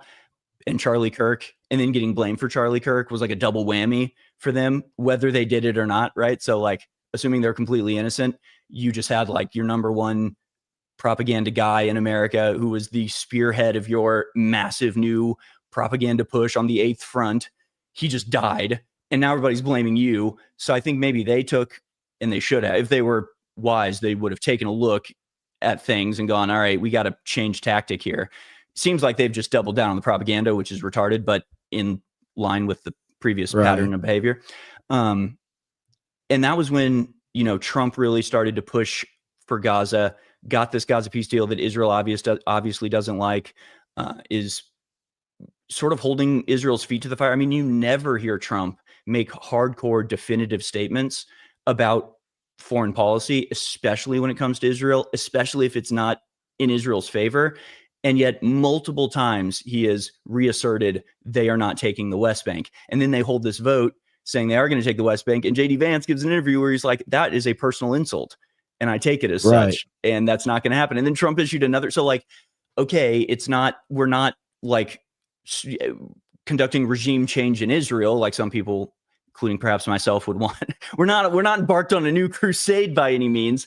But the fact that Trump is sparring with Netanyahu in public, Trump saying you are not taking the West Bank, and Netanyahu saying, well, we're an independent country, we can do what we want. I mean, these represent like major fractures that require either a unbelievably giant false flag, which I hate to think is the next thing, but it probably would be. We have our soldiers over there now. I think it'd be bigger than that. I think the thing is, like, when I try to like play it out in my head, even 9/11 wouldn't be big enough this time. It would have to be something, because it wouldn't be like COVID. COVID was unique because it was so subtle. It was an invisible enemy. It was people forcing it on each other, and it was slow, and it was a slow burn. I think something that just, I hate to say it would have to be like a nuke going off in a city. It'd have to be something so crazy that, like, despite all of the shit we've been through, it'd be at the level where people just go, I got to listen to the government because, like, I'm going to die if I don't, kind of thing. It has to be such a level. That would be very effective too, but it's the initial cost of doing something like that. It changes the world forever. So, maybe they're like, as Tim was saying earlier, I believe that you were really right about that. And now that I think about it, just for a few more minutes here. Which one? Just, the cost of using a nuclear weapon or anything. Yeah, it just doesn't make any sense, especially if you're just talking about defending. But if there's nothing left to defend, what's the point? Well, I mean, right? My thinking is, like what Harrison's saying, is they could set one off against themselves and then say that Iran did. I think it's a really big bomb. It's not nuclear where you've got the radioactive fallout, but let's say like you've got like a cruise missile that like clears out like 4 blocks or something. I think it shows up in Russia, first, and I think it'll just be more of those like medium range ballistic missiles. Like, they're going to get more of those Storm Shadows from the people from Britain. The British are going to send them more Storm Shadow missiles, and they're not just sending the missiles anymore, as I'm sure Harrison. They're sending the people with them to like do the guidance system and whatnot. And those are British soldiers or British intelligence. So I think that if they send a lot of those into Russia, they're going to get met with a response with the Oreshniks, not just in Ukraine. I think like a place like Germany or a place like a manufacturing center over there, I think that would be highly likely to get hit. And I think that's where we'd see those weapons used first, even if they're nuclear. I mean, what we've seen so far has been false flags against Poland using drones and missiles. Yeah, because, all you really need is that Article 5 invocation. All you need is a deliberate attack on one of the NATO allies. Right. So, I mean, that's such an easy false flag to pull off. I mean, they've actually done it a few times. It just hasn't worked exactly. They've been either caught or it's been foiled. Apparently, I was trying to look into this. I can't find any stories about it, but there are a few. Apparently, they like have the guy who blew up the Nord Stream pipeline. Oh yeah, and Germany wants to try them, but they're not extraditing him because they're basically like, we sent that guy. Yeah, they're basically like, it was war, so it wasn't a crime, so we're not extraditing him for trial. Yeah, that's such a crazy narrative. When I looked it up, they just say like a Ukrainian crew blew it up. That's what they say. No, But yeah, like right. It's just some kind of it fishing describes boat. it describes like a Navy SEAL diving mission. And it's like, oh yeah, like we definitely helped out here. We were definitely a part of this situation. So I mean, we've talked about the wars ad nauseum. I really appreciate you giving us your takes and your points on this, because I really think you have a fine geopolitical mind. I know you interview a lot of great people that talk about these things, and I liked a lot of your takes. So going more domestic, I'm sure you've been talking about this on War Room with the government shutdown and whatnot. The EBT. Yeah, that's a big one. Yeah, the EBT. SNAP benefits. SNAP benefits. What do you think about this? These poor people, we can't let them starve. I mean, have you seen their poor crying faces on TikTok? The babies, we're gonna let babies starve. Right. No, I think it's I think it's maybe an unintentional, like, brilliant piece of propaganda to have all these people making these videos being like, I got 7 kids and it's taxpayers' responsibility to feed them. It's like, do people realize that this is 40 million people in our country? Right. Literally, they're like intergenerational. So, yeah, it sucks. It's awful. At the same time, it's like impossible to claw back entirely. And I don't know if I'd want to entirely if we could, like, because I was going off on this. On War Room, I was like making fun of those videos so bad. I was not being nice about it. And then of course a woman calls in and is like, well, like, my husband like became an alcoholic and was like beating me, and I have 3 kids that are all under 6. I was on EBT or am on EBT. And I'm like, all right, I'm not against you having it. Like, you're not who I'm talking about. That's not who I mean. It's the people with the full shopping carts making TikToks the about child it. tax credit and all of that, like, it's complicated. Well, there's legitimate cases for it. Like I've mentioned already on live. Like, when I was younger, I was a kid who was on SNAP and EBT. Like, my parents were going through like very hard financial time. Now, we didn't, luckily, everything 180'd and we went, in the opposite direction as a family. But there was a legitimate time where the benefits were important. So like I see the case scenario of like, people who are just on it when they're in a hard time or transition, and there's legitimately like a big portion of the population that are, representative of that, group. But ultimately, I think the problem I have with this whole SNAP benefits is like, it's become a martyr situation where there's like real people being affected by it, and the Democrats are using it as, like you said, that talking point to just be like, look at these people.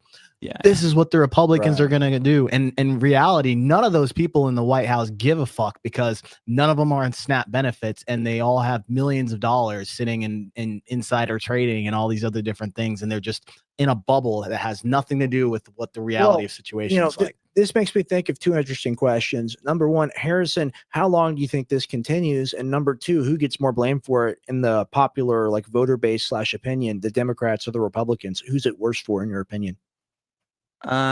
It seems like Republicans are sort of winning on the messaging front. I think so. I think we're seeing that. And that's surprising, but it's true. Like, as far as I can tell, it is the Democrats that are causing this extension. And the Democrats are out there actually saying verbatim, the pain that we cause American families will benefit us, or like, that's our only leverage, I think they called it. So it's pretty sick. So yeah, they're clearly, they think it works for them somehow. Maybe they think it creates riots that puts Trump in a more vulnerable position. Maybe they're actually trying to create like the Black Lives Matter style, like people looting stores. It could do that. It's enough people. If it goes on long enough, that could be a scenario. I don't know. I also think Democrats, like, how long, honestly, are they going to let their constituents starve? Like, they can't let it go on that much longer. So I don't know. I think I can't imagine it lasts all that much longer. I think once the EBT runs out, it'll come to a conclusion one way or another pretty quick. So I hope, because I just don't, unless it is actually they're deliberately trying to like create chaos and create looting situations, because I think that's going to happen fairly quickly. Well, I mean, I know Tim has some questions for you. Yeah, my questions are more surrounding Infowars. I did I didn't get a chance to personally thank you, but when I did go up to Infowars, you know, everybody was super warm and welcoming, including yourself. So it was very nice to meet you in person. Very tall guy. I was like, whoa, how you Thank doing? you. But overall, like I felt the warmth of it, and then also just seeing, you know, the death of that place. And I know it's something that's talked about a lot, but Damn, dude, that's dark. And death you know, in a place. but Oh, like, here's the baby. thing: you from my You're stories with you, and you know, just talking to everybody there, and just seeing, you know, the real stories that they had, and you could just see the somber sadness behind their eyes. You know, it's just like everyone's in that state. So my question for you is just like, you know, based off of everything that's happening more recently, how are you feeling? Like, what's going on? You know, what's the day to day looking like? And, you know, the inside scoop of, you know, what people could understand about the situation. Hmm. Yeah, thank you for that was fun meeting you too. I mean, the thing is, the great thing about Infowars is the people. So, you know, the building is very cool. The building's very nice. The building is historic and like important because it's like legendary, kind of, to me, is how I feel about it. Right. And obviously, it's great.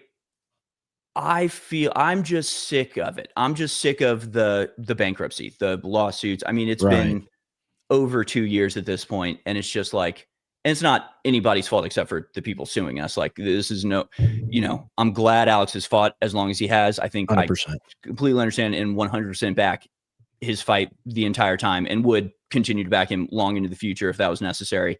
But on the other hand, you know, at a certain point, it's like the lawsuits, the bankruptcy going through this is more damaging, is like clinging on to the symbol might not actually be worth what we could achieve by breaking off and just doing our own thing. That being said, you know, who knows if they just don't launch more lawsuits and we never get out of this. So me being like, finally, we're done with the lawsuits, it's just an illusion anyway. I don't know. So it's all been so insecure for the last couple years. And so, you know, waffling back and forth. A long time ago, I just got over reacting to updates because Right. they were constantly being reversed. And you can only be, I mean, the way I always describe it is like, you know, being led to the guillotine and then your execution is stayed. There's only so many numbers of time where you go, are you actually going to drop? Will you drop the fucking blade already? Right. So, you know, part of me is like, You it's wish torturous. they would just pull the cord already, or is just it pull, more just so? pull the damn cord. So Yeah. So Yeah. when it comes to, it's like, it's hard to say because on one hand, it does suck. It does make me want to mourn. It does make me, but then it's like, that's what they want us to do. That's what they expect. That's how they're going to feel. And so, sort of in defiance of that, I just want to be like, you know, so anyway, now we're doing this and it's going to be way bigger, you know, like, Right. okay, enjoy it, have fun with that. We don't even need it anymore because it is the people, it is the spirit of Infowars. The building is wonderful, but it's wonderful because it houses the people, and the people will stay together. The people are loyal. The people are friends with each other and love each other. Like, so we're going to be together no matter what the next manifestation is, and the spirit will be the same. The audience will be the same. So losing the building is incredibly unfortunate and annoying and frustrating, but at the end of the day, I just see it all as enemy action. I just see it all as, like, you know, a fort that we've been holding and, you know, waylaying the enemy, and retreat or withdrawing from that position is not in any way a defeat. It's just a tactical strategic requirement. So it doesn't feel like a death of Infowars. It feels like a capturing of a banner or a fort.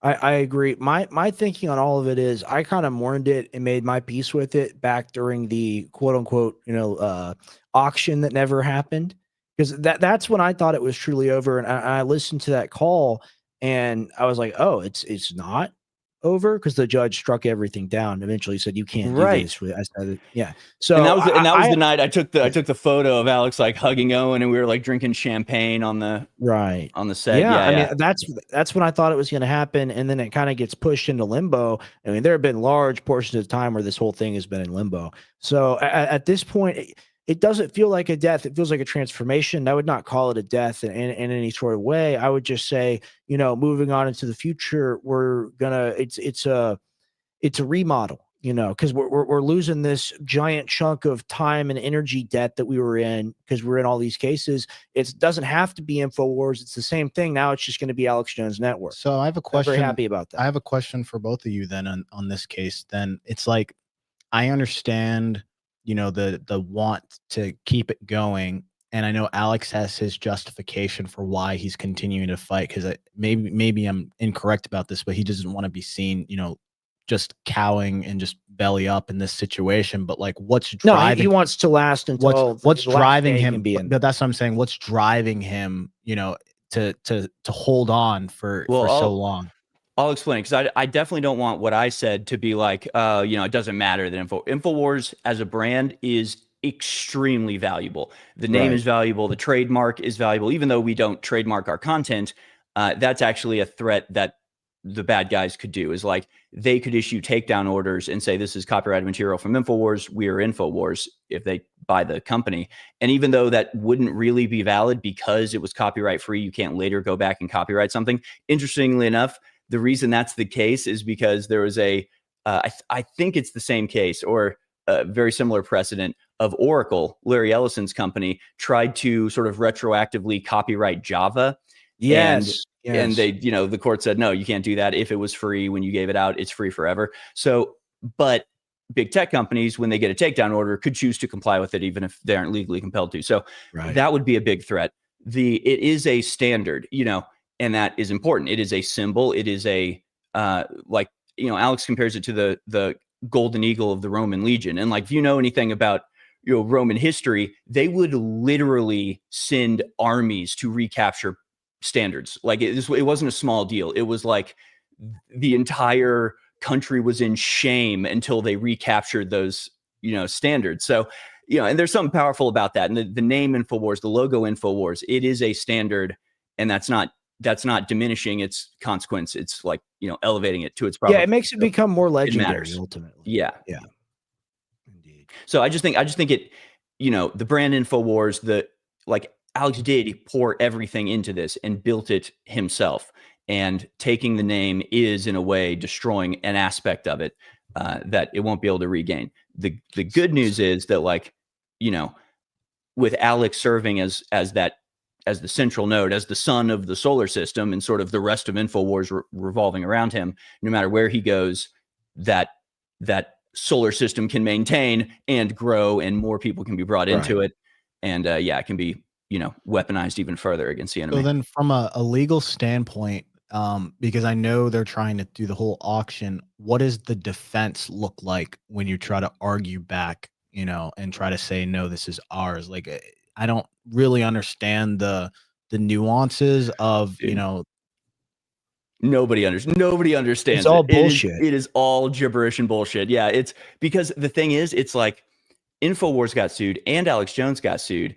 And so Alex Jones's personal property is tied up, but Alex Jones owns Infowars. So if he's paying, but if he owns Infowars, but Infowars is it's so unbelievably complicated. And the problem they're running into, and the reason this is so unbelievably and unprecedentedly complicated, is because they're using the law in a way it's not supposed to be used. The law is designed specifically to deal with monetary damages, usually having to do with like what you would think of when I say defamation. If somebody is telling everybody, hey, don't go shop at that grocery store, I got food poisoning from there. And this, grocery store says, hey, when they started saying that, we lost 20% of our customers. They owe us that difference because they defamed us falsely. That's sort of what the law was written for, and it can get complicated, but that in its essence. So they don't want monetary damages from us. They want to destroy us. And so they're trying to destroy the thing that they're actually legally supposed to be building up, because the idea is that if you go into bankruptcy and so the idea is the law is designed to maximize payout. Or in our case, to maximize payout, because our payout is so unachievably high. All they can do is try to get the most. Whereas in another case, if the award was $5 million and Infowars is worth $9 million, then it would be an easier thing to swing. But because our our punishment was so astronomically and unachievably high. They're trying to get the maximum amount of money, but they're going, okay, the way to get the maximum amount of money is to let Alex Jones keep running it. It makes a ton of money with him running it as a successful business. If you want the maximum amount of money, he should keep running it the way And that they he got has offers been. based on this. They did. Yeah. They But can they force him to stay as the slave horse, continuing to go on air? No. That's the question. No, but they can garner his wages for the rest of his life. Yes, and they can take his image. They can claim that they own it, and they can do like AI Alex, and they have all these little plans and things that they want to do. It's all very sick. At the end of the day, what do you think? Do you think the Onion is going to get it in any way, shape, or form? Because the way I see it, if everything's just going to be taken by like the state court and sold, that domain name is very valuable. I'm sure it gets sold to someone. I'm sure they might buy it, but there isn't really a collected singular place to buy all of his assets as there was before at the time of the auction, I believe, because some things like his social media accounts, the court has ruled and said, no, you can't take these. There are some other examples like that. His personal one, they can take the one that Infowars owns. Yeah. Yeah, they can't take. Well, they're trying to take real Alex Jones. That's crazy. Right.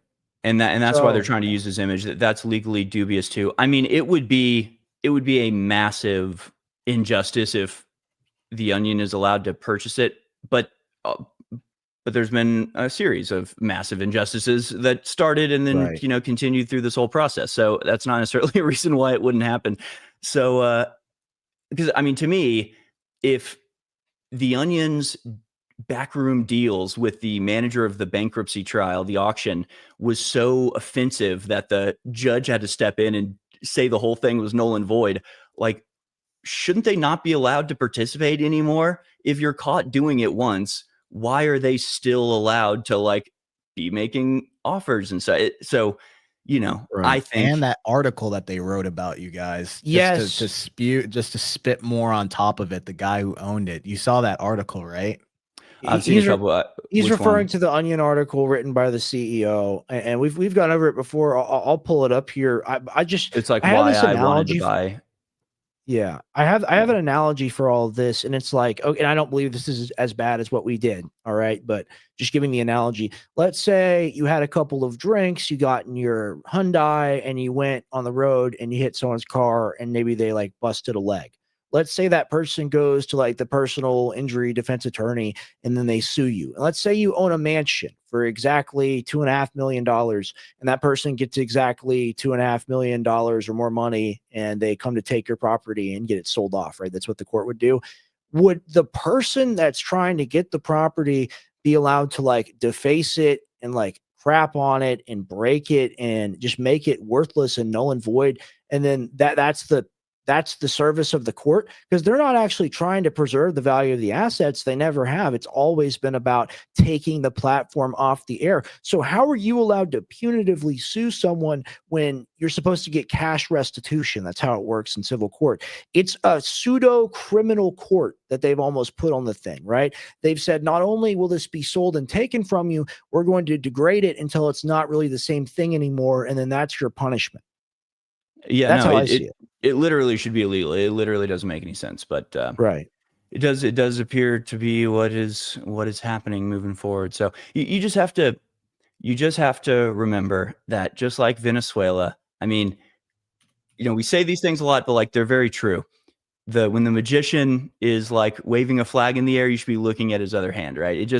The Alex Jones trial has nothing to do with Sandy Hook. It has nothing to do with anything that happened around Sandy Hook. It has nothing to do with getting money from Alex Jones. It has nothing to do with what he owes or what he doesn't owe. It's just, all of that is the distraction. All of that is the smoke and mirrors. The reality is they are just trying every hook and crook they can imagine to destroy Infowars and steal it from Alex in order to destroy it, which they shouldn't be allowed to do legally, but they are. They tried to rig the, bankruptcy auction. Nothing happened to them, So who knows? Who knows what the future holds?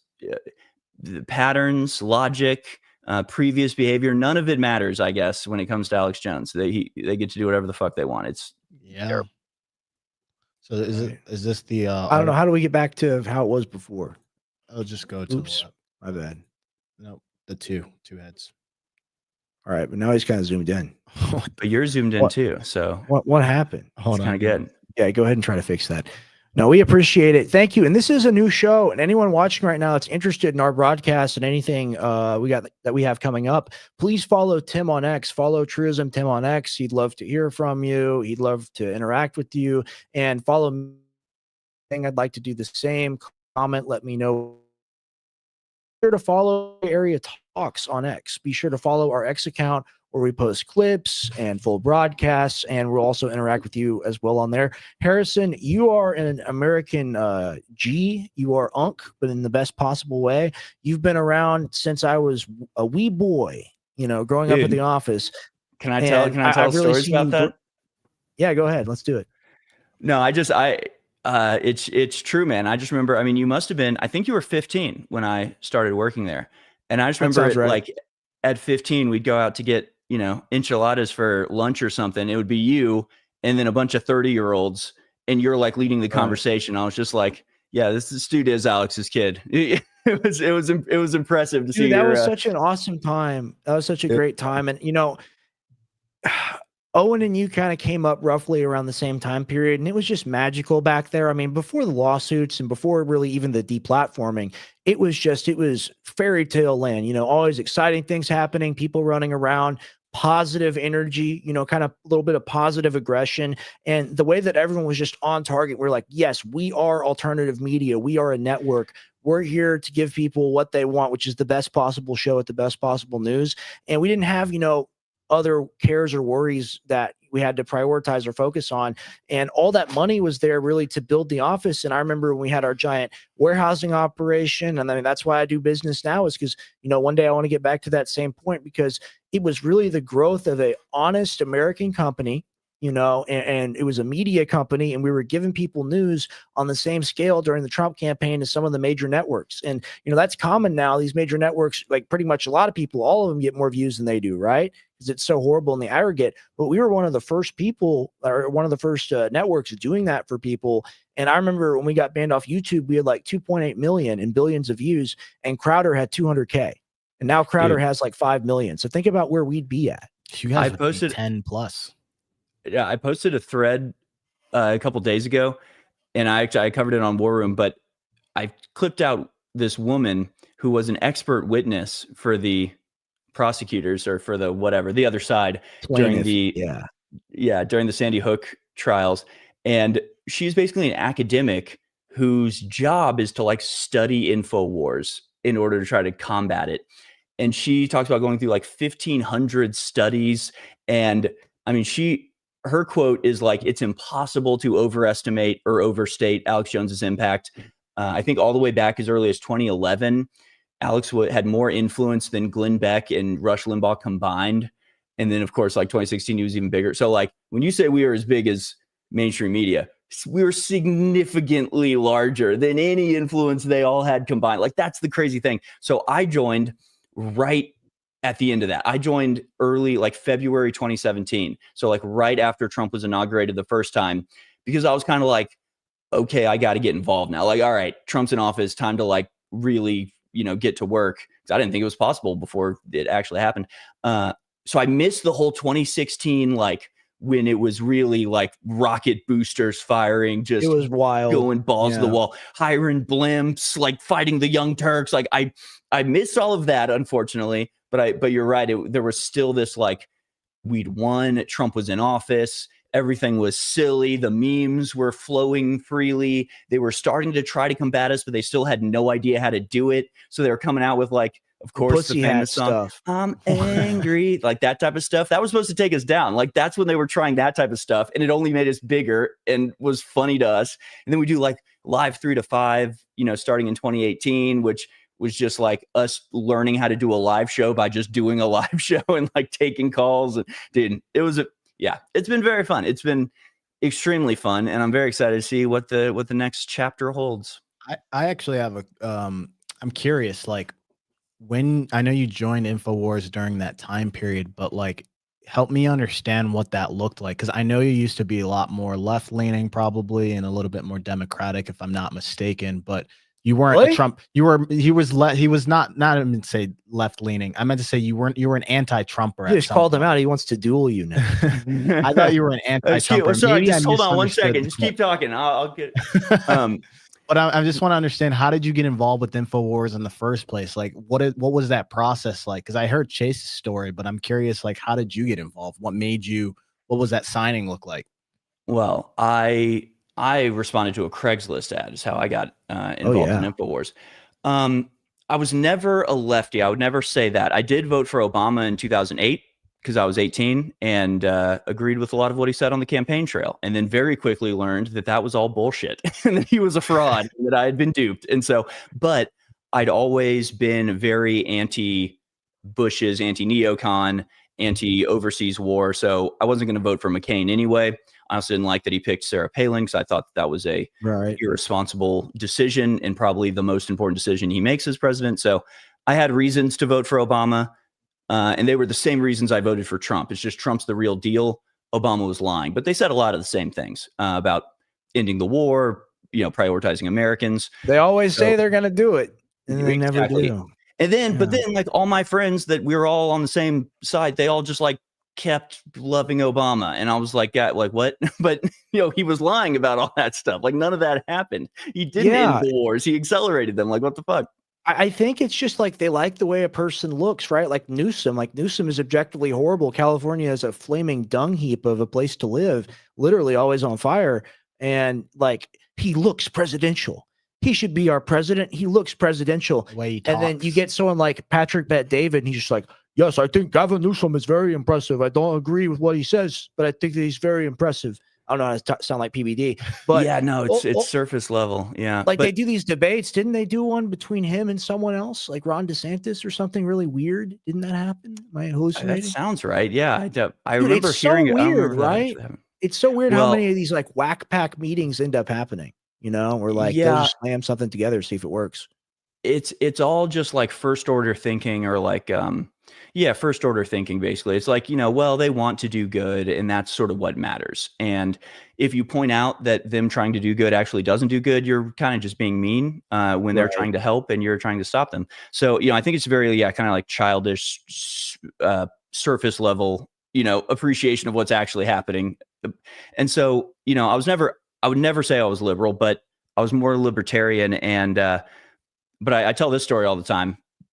My co-hosted on Moonbase Live that we do almost every Wednesday, the occasional Thursday. He grew up, well, he didn't grow up in Lebanon, but he was from Lebanon, and his household still watched like Arabic news and stuff. And so I was in 6th grade, 11 years old, when 9/11 happened. And so then all through middle school, he was my best friend, and I was just getting the real truth about the Middle East as a middle schooler from like, what the Arabs were telling each other rather than the American media, and learning just like that, because in the morning in middle school, they'd be showing us, the latest broadcast from Osama bin Laden's cave. And my friend would be sitting there going, that's not Osama bin Laden. He's not even speaking the right language. Like, he's got a gold watch on. That's not allowed. This guy's fatter than the guy they showed last week, and sort of red pilling me then. So while I grew up and my parents were extremely sort of like traditional conservative, I was very much like, fuck the Bushes, fuck the war, fuck Cheney early on, but was always right wing. So, and I always loved Alex, and I grew up on Alex. And I probably, I saw Loose Change when I was probably 15. Like, I knew about him forever. When I came to Austin, I would like listen to him on the radio, and I knew where the office was because I had a friend that worked next door, and told me one time, I was like, "Yeah, you like Infowars, right? I work right next to them." So basically, I didn't go to college. After high school, I started just filming weddings and commercials and music videos and just doing freelance video stuff. And I did that for about 10 years, and then decided I needed to get a job. And sort of the first job I applied to was a Craigslist ad for a nationally syndicated radio station that they didn't say the name of, but I knew where it was because my friend worked next there. So I put 2 and 2 together and applied. You know how to find the little Hobbit village, dude. You know how to get in there. Little Smurfland. So when you applied, you just got an answer back, and then you went through this regular interview. It probably wasn't like a normal interview. Did Do interview you for your job? He did, but actually the first people I saw were Buckley and Nico, because the ad I responded to was not an ad I would have normally responded to. I only responded to it because I knew it was Infowars. So it was it was the radio log. It was like a, somebody just almost like a secretary for the radio show, which I didn't really want to do, but I knew who they were. So then I applied, and it was at a, in a building downtown that they'd rented to do interviews. And I just walked in and was like, so this is Infowars, right? And they kind of looked at each other and were like, why? And I was like, because I really want to work for Infowars. And then I gave them my resume and that's whatever funny. my reel. And they were like, oh, you do video. Like, you shouldn't be doing this job. You should be doing this other job. You're going to go interview with Dew and Zimmerman. And so I went and I interviewed with Dew and Zimmerman, and they hired me on the spot. Cool. Wow. Yeah. I mean, that was a real fun time. There were a lot of, crazy characters around. And dude, and Zimmerman was like 15. Like, how old was Zimmerman? He was like 23. He's like as old as I am. He was so young. Was he 23? I think he was even younger than that. I can't remember. He seemed older. And then I learned, I was like, wait, I think he was like 5 years younger than me. So I think he was like, I need to check in with Zimmy. He's a good guy. There are a lot of good people, man. And like Zimmerman is a very good guy and a very impressive guy. Indeed. Well, I mean, going forward, we've got, kind of another limbo period, and then we got the Alex Jones Network. You've got Moonbase, and then how can people find you and support you? Well, you can support me by going to thealexjonesstore.com/Harrison. That'll support me. Use that code. Yeah. thealexjonesstore.com/Harrison and get yourself some bovine colostrum. Why don't you? You can follow me at Harrison H. Smith. I'm on Rumble at Moonbase Live. I think that's also YouTube. Excuse me. And X at Moonbase Live as well. So yeah, we do Moonbase every Wednesday. And I made it a year ago on the off chance that Infowars goes down. So I just sort of keep it up doing a show once a week. You've obviously been on it a bunch, Rex, and we're going to start getting more guests. So yeah, just follow me, Harrison H. Smith, and watch the War Room each and every weekday. Not morning. Sorry, this is the first time I've done the spiel since I've been on American Journal. Yeah. I know you like the afternoon for sure. I love it. I love it so much. I would be asleep right now if I was back then. Each and every weekday afternoon, 3 to 6 p.m. Infowars.com/show, band.video, and streaming on X. Indeed. Well, thank you, dude. Is there anything else you wanted to talk about? Phenomenal interview. No, that was super fun. Yeah, we should do it again. That was great. Thanks, y'all. Awesome, dude. Well, God bless and good luck. And I'll see you soon. I know I will, but everyone should go subscribe and follow Moonbase. Huh? Are you coming on tomorrow? Maybe not. If you want me to, I'm there. I don't actually know. Usually we do every Monday, right? Yeah. Let me know if it's okay. And then we'll come on. We'll talk supplements or something fun or take calls. We'll make it happen. Thank you guys so much. Appreciate it. Awesome. Dude, you're awesome. Thanks, Harrison. Thank you so much. Bye.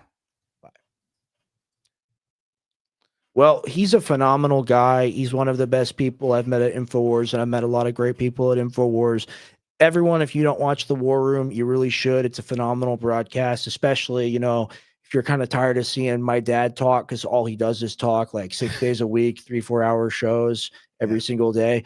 You can get a really refined, elegant news tone from Harrison that's still very hard-hitting and important. And he's got a lot of big guests that come on his shows. So, we're trying to do more of that in the future. We're experimenting with taking calls, which we're going to do shortly. And that's been going really well for us.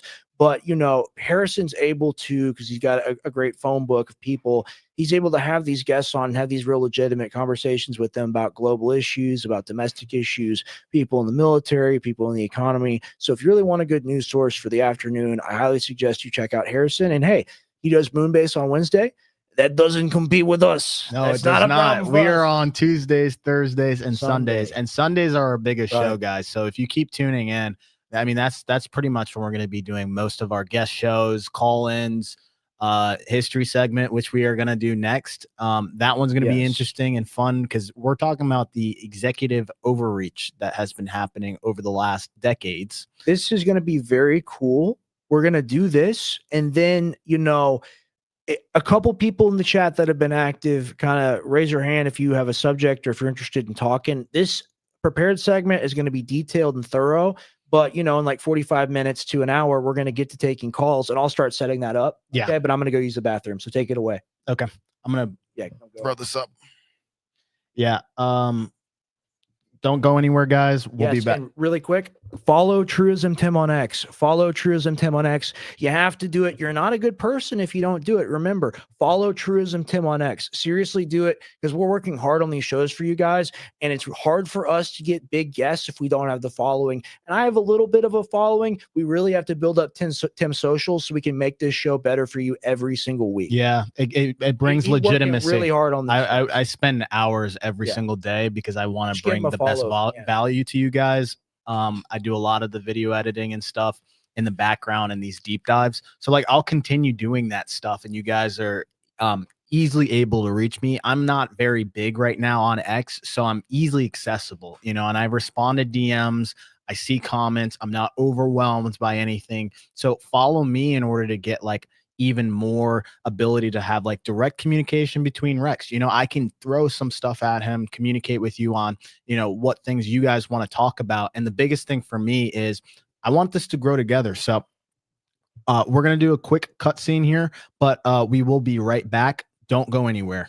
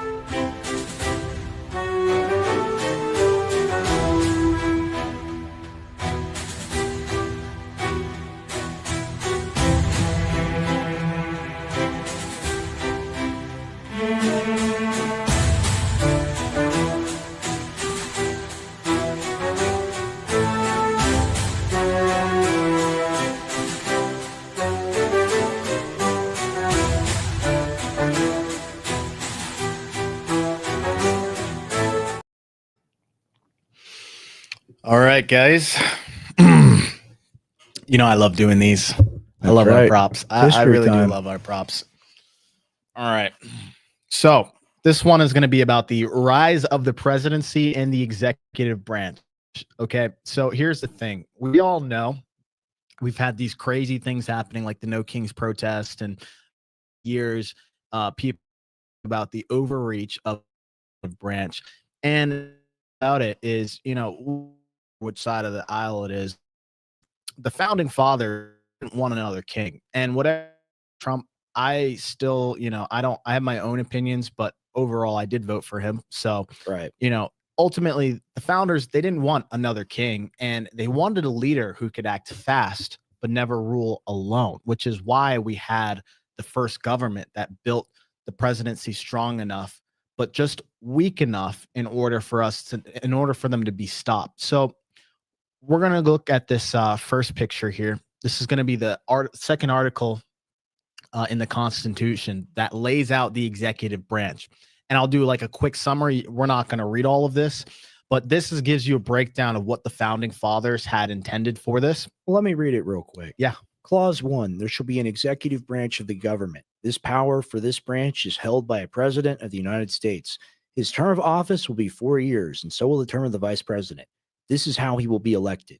Clause 2, each state will have a number of electors to choose the president. The number of electors for a state is equal to the total number of senators and representatives the state has in Congress. Senators and representatives may not be electors. Also, no one who holds an office of trust or profit with the United States government may be an elector. This is interesting because everyone's like, oh, I know this. The president's in there for 4 years. Yeah. Well, let's actually read what this says. Even if it's a little bit on kind of the boring side, it's still very important for us to go through and know. Only a person who is born in the United States, sorry, Ted Cruz, may become president of the United States. The president must be 35 years of age or older. He must have lived inside the United States for at least 14 years. Clause 6, the vice president shall have the powers of the president and do the president's jobs in case the president is removed from office, hello JD, or he dies or resigns or is unable to do the job. Congress may make a law saying we shall do the president's job and have his powers in case both the president and vice president are removed from office, die or resign or are unable to do the job. The person shall act as president until the president is able to do the job or the vice president is able to serve as president or until a new president is elected. Clause 8, the president shall take an oath of office before he takes over his job. That's the oath. President should be in charge of the army, supreme, like commander in chief. President shall have the power to make treaties. President shall appoint ambassadors. Okay, it's good. I didn't know like the letter of the law of all that stuff. Yeah, so I mean, you've covered some of them, but the overall thing that people need to understand what's laid out. President is commander in chief. They declare, they direct military, but Congress is actually the one that declares war. Right. They have the pardons and reprieves, so they can forgive or delay punishment. A reprieve is a little bit different than a pardon. A reprieve, it's not used as much, but essentially, like if somebody's on death row, a president can come in and say, okay, well, we can extend that out. Right. So that the death penalty doesn't happen within the time frame, but it doesn't exonerate them of the crime. It just delays it. Okay. You've got treaties and appointments, negotiations. They are doing that, but the Senate's approval for those treaties. State of the Union, they report to Congress and they recommend action. Veto power, that's a very big one where they can block bills, but then Congress, if they get enough votes, can override that. You've got take care clause, which they must faithfully enforce the laws. Impeachment, I am the chosen. And they include that, and then they include the impeachment clause where they can be removed for abusing power. That one's been used a little bit loosely within the last 2 decades, depending on which presidents. You had the Clinton situation. You had obviously Trump try to get impeached while he was in there the first time, but ultimately, there's a bunch of tools that the president was given. And so let's pull up this next chart here. You got it. Just show me which one you want me to pull up. This chart is going to be chart 3 or chart 1. Chart 1. I got you. Okay. And we can zoom in on that guy.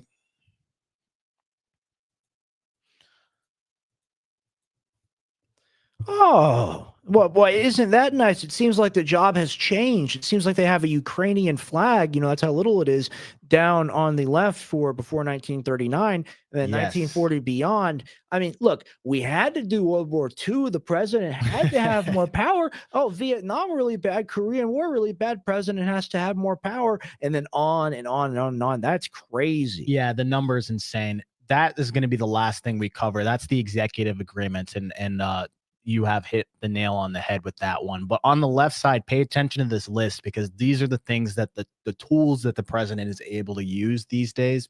So you have what's called the bully pulpit. Not a lot of people talk about this, but it's essentially like the direct communication that, became power. So like from FDR's fireside chats to social media, presidents can use Congress. It can use, the social media to essentially pressure Congress and shape opinion because they have the ability to speak out to the audience. And so, it's really about whatever the president wants to talk about, especially with the agenda setting. The president can decide what the country talks about. They have the ability to form the State of the Union and give daily news cycles and the National Congress. I mean, and they're able to set the national conversation before Congress even acts on something. Right. And even more than that, now we've seen that applied to crypto and like things like the global market. It's a whole new dimension to it that was never really possible before because our economy is so stock market and market based. Ultimately, the president is able to go out there and just move things around. Just right. Because you saw like the tweet he makes and then crypto crashes like 10 or 15%. From him saying, I'm going to give tariffs. Now, here's the thing about that.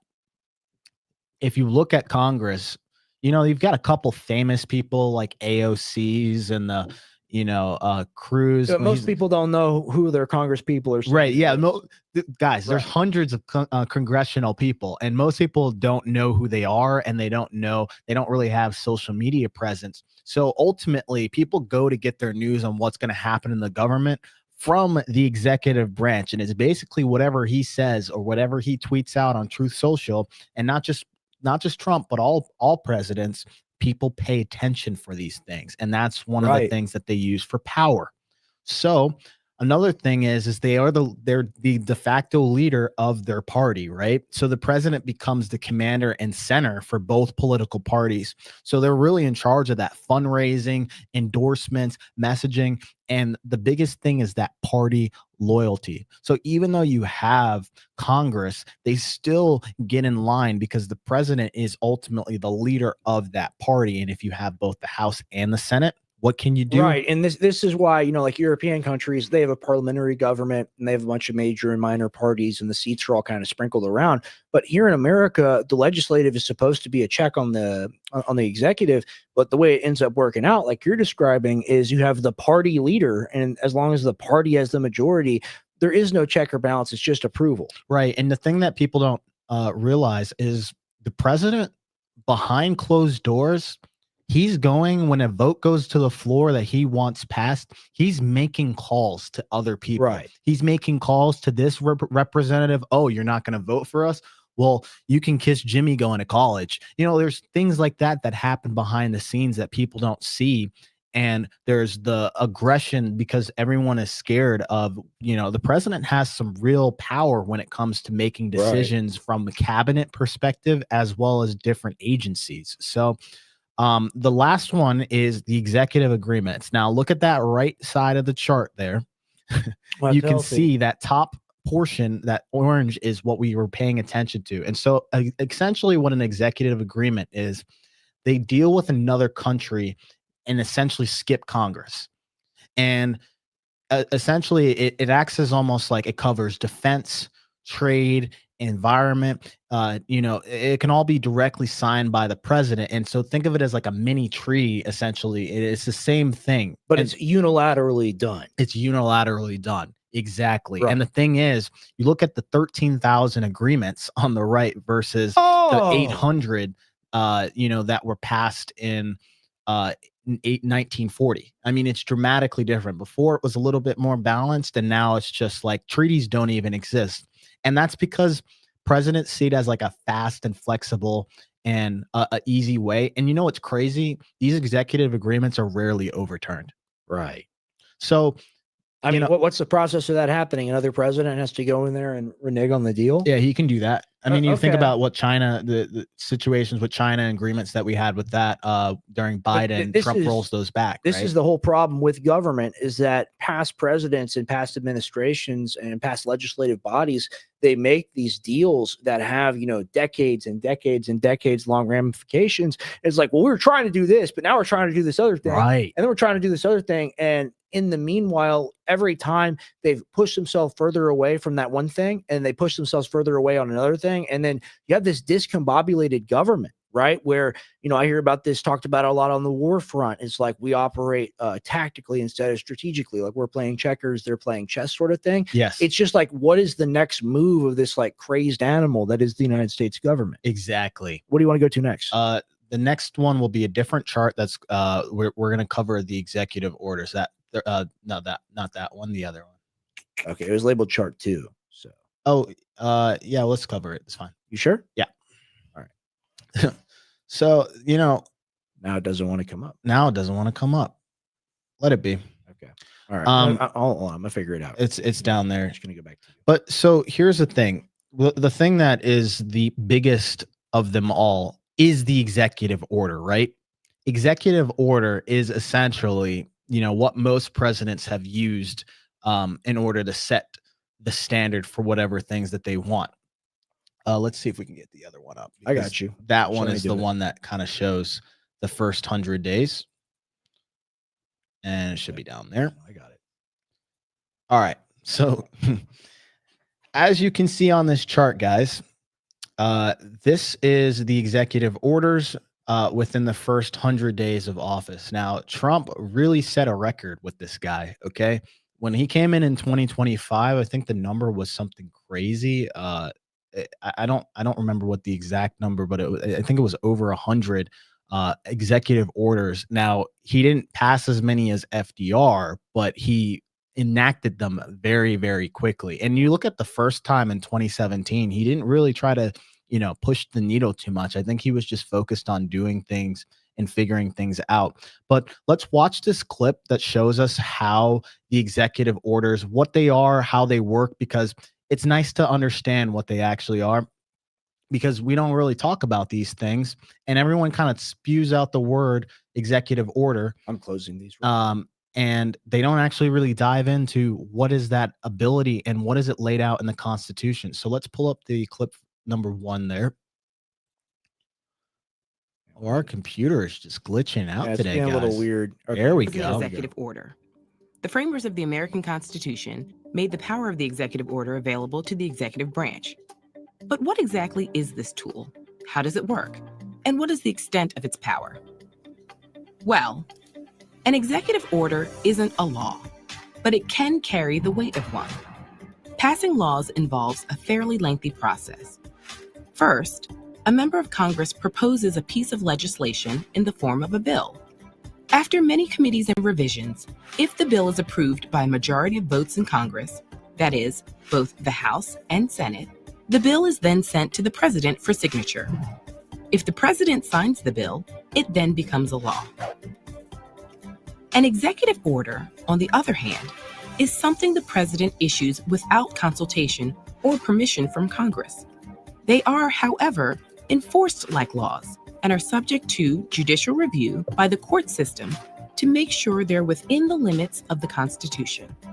That means the courts have the power to invalidate any executive decisions that they determine are an overreach of the president in trying to assert power. And they once do. the president leaves office, if his or her successor wants to eliminate the executive order, they can do so. They never do this. Trump did it to Biden a lot. So when does a president use an executive order? Sometimes a president feels the need to exert power without working with Congress. And in times of crisis, quick decisions can be justified. But most executive orders are not responses to emergencies. They're often directed towards agencies in the federal government in order to expand or contract their power. Others determine the extent to which legislation should be enforced. And sometimes, a president may use an executive order to clarify and help implement a policy that needs to be easily defined. Some of the most famous executive orders have changed the course of American history. FDR issued an executive order to establish the Works Progress Administration, which helped build thousands of roads, bridges, and parks throughout the country. And we still see those today. Executive orders have often been used in positive and inclusive ways, but they've also been used to exclude and divide. One of the most notable examples being FDR's 1942 executive order. He gave the military authority to target predominantly Japanese as well as German Americans and Italian Americans regions across the country. This executive order also any or all of those people military zones, known as internment. Beginning in the early 1960s, each president has issued roughly 300 executive orders, but FDR issued over 3,500. At the other end of the spectrum, William Henry Harrison never issued an executive order, probably because his presidency only lasted 31 days. Damn, rip bozo. The U.S. Constitution is somewhat ambiguous on the extent of the president's power. That's resulted in executive orders expanding over time. For instance, since Lyndon Johnson, presidents have begun issuing orders to create faith-based initiatives, establish federal agencies, and remove barriers for scientific research. There are checks and balances in the U.S. political system. Congress can pass laws really to quick. counteract I'm not sure. Orders. I'm not sure if it was an executive order or something. It was something they got through Congress. It may have been a combination of both, or where Trump heavily helped or whatever. But people that were basically terminally ill, right, and like the treatments that were available weren't working. They did a bunch of like experimental treatment stuff during the first Trump administration. I remember that pretty well. But yeah, I mean, it's set up this way, and we have FDR come in and we have him say, okay, you can actually pull up that chart. No, I will in a second. This one, the executive chair. Yeah, that one. The okay, I got you. All right. Yeah, keep going. Well, here, I'm just going to go to it now because that's what you want. So if you look at this graph, And it's misleading. Don't pay attention to that 143. So zoom in a little bit. Yeah. The 143 here, it's just showing like how many executive orders were passed. Now, Trump hasn't been in for 4 years, right? So he has passed 143, and this is up until April. So the number looks massive compared to FDR's 3,700, but the chart is misleading. we're looking at this also. FDR wasn't the only big boy. It looks like Herbert Hoover passed over 1,000. It looks like Calvin Coolidge or one of them, like over 500. Like there have been instances where there's been a president that's like, yeah, I'm really going to utilize this system to do what I want. And Herbert Hoover was considered a giant disappointment, and like they had a bunch of stuff on him, and it was a real crazy time. But Calvin Coolidge, Herbert Hoover, that's around the time some of the intelligence agencies start to form, right? Yes, and that was directives by them. Right. So you see those larger numbers, and that has a lot to do with it, in my opinion, because that's when we first started seeing that modern infrastructure be built versus the past. And there was controversial stuff like over the Hoover Dam. I really need to do a deep dive in this. When I went to Vegas a couple weeks ago, you just started looking up like, Hoover Dam. I went to it. It was pretty cool. Sitting in the desert. Yeah, it was, the Hoover Dam was cool, but like there was a lot of people that died, and there was like a lot of controversies around it. So that's one thing I want to do a deep dive. But that 37, I bet a ton of people made money off of that. Oh, for sure, man. The thing is massive, and the amount of like infrastructure that you need for that. I don't even know how we did it, but that 3,700 amount is a real number, guys. FDR, he became president during the Great Depression. So this was when like Congress was frozen and they had all of these programs, and they weren't able to pass things. So he comes in and he's like, you know what? I'm just going to start passing executive orders. And also, he also did the same thing later during World War II. Now, he did die very early on, but he served 4 terms, guys. And this was before the 2-term law was passed. But he was our president for like over 12 years, right? So, that spike is just absolutely insane. But it just really goes to show, the thing about Congress is, that process where you got to get a bill in front of the people, go through the committee. Just only a bill, and I'm sitting in a Capitol Hill. Right. Well, I'm along. Yeah, like you watch those videos too. Impressive. Yeah, dude. My mom used to play those on replay. Yeah, Schoolhouse Rock is really good. Schoolhouse Rock. Yeah, that's a classic. But the whole point of that is it takes forever for laws to get passed, right?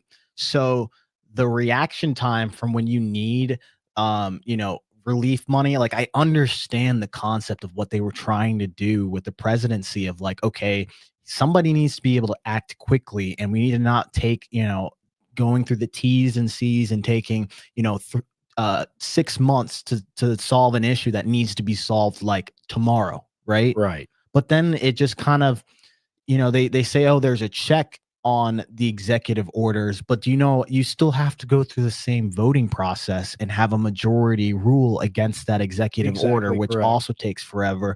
Not to mention Supreme Court, right? How long do Supreme Court cases take?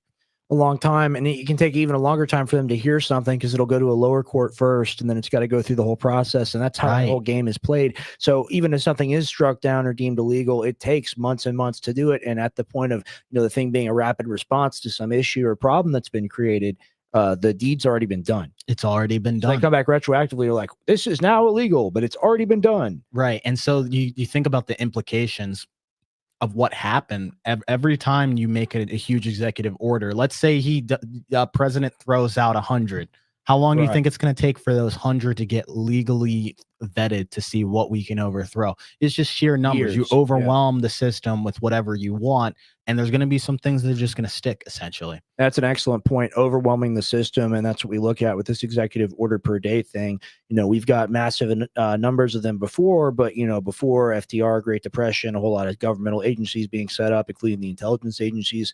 That makes sense for that time period, but he's just kind of flooding the zone, as they say. He's making it so, hey, these courts, you're going to get me with them? I don't think so. I'm going to do so much stuff that there's no possible way for you to even do anything about this until I'm almost out of He's office. Coming out with an executive order over 1 a day, right? Like 1.3. I like this one. This one is good. And here's the thing. There's so many that are coming out with each president. you guys got to understand, you don't hear about 99% of the executive orders that are released, right? So you only hear about the really controversial ones, but you don't hear about the ones that are a little hush hush under the table that just pass something. Now there are some really good ones. Like Clinton did one in the 90s, which allowed people who had medical care from the government. They used to have to go to these like shitty, basically like parenthood, just for welfare and minorities. They couldn't go to the ones that actually had good doctors. And so he passed an executive order that allowed, like, I was part of that program. Like I was able to go to like the pediatrics that was around the corner from my house. That was a really good one because of something executive order. So I can't whack at the whole system, but it's just gotten out of control. And then also the wars. You got another thing to show them? Yeah, this is going to be the next one that we're going to go. Let's watch the second video, which is Commander-in-Chief was never supposed to be allowed to declare war without Congress, but we've been doing a lot of these little mini escapades. Let's learn about the war powers. The year was 1973. Richard Nixon was president of the United States, and U.S. troops had been fighting in Vietnam for nearly 18 years, all without an official declaration of war.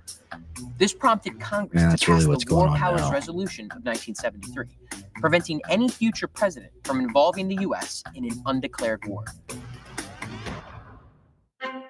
Congress had traditionally declared war or authorized the president to use military force against enemies beyond its borders, a power granted exclusively to them by Article 1, Section 8 of the U.S. Constitution. The War of 1812, the Mexican-American War, the Spanish-American War, World War I, World War II, these were all declared by Congress. But after World War II, things got a bit fuzzy. Some presidents started taking military liberties with their role as commander-in-chief of the armed forces, a power also granted by the Constitution. In 1950, President Harry Truman sent U.S. troops to help defend South Korea against North Korean invaders. He called it a police action, so technically it wasn't a war. In 1963, President John F. Kennedy sent supplies and military advisors to South Vietnam. Less than a year later, U.S. troops were fighting in the Vietnam War, including in the Gulf of Tonkin, all without that official declaration. And then in 1969, President Richard Nixon began bombing Cambodia in secret, hiding missions from both Congress and the American people. It took more than a year for this information to leak to the public, and it wasn't until 1973 that Congress ordered an immediate end to the bombing raids. But at this point, Congress realized more needed to be done to check the power of the president when it came to war. So, on November 7th, 1973, Congress passed the War Powers Resolution. The idea was to ensure that Congress and the president agreed on war actions before committing troops into hostile situations.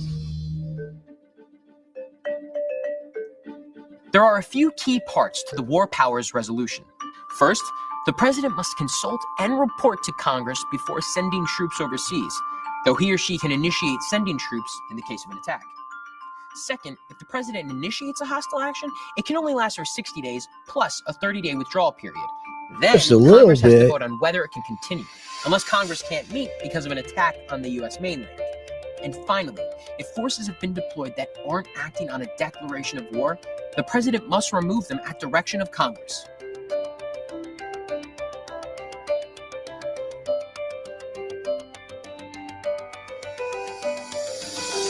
Although the War Powers Resolution had broad bipartisan support, it didn't pass without a fight. After they voted to pass the bill, President Nixon vetoed it. Nixon argued that it violated the constitutional powers of the president, and that the only way to limit the president's role as commander-in-chief would be to amend the Constitution itself.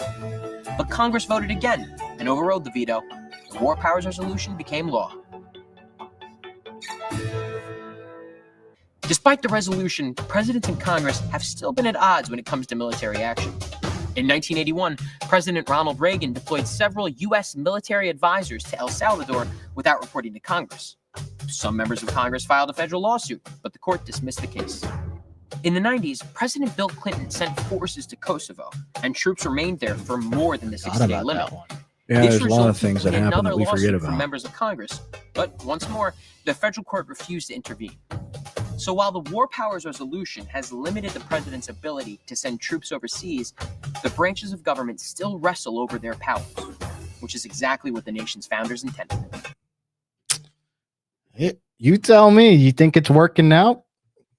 Definitely not. I think what's happened now is we fucked around and we found out, because it's up to the president pretty much unilaterally now to decide what happens. And that War Powers Act, I guess, maybe we can't do something directly, but we can pass the money to get the thing through and just have other people do it. Right. So that's where we're at now. And, I wonder, like, if he'll issue an executive order regarding the Venezuela situation for, the targeted military objective. Yeah, because the justification is the emergency of the drugs, right? Yeah, the emergency of the drugs. It's killed hundreds of thousands of Americans.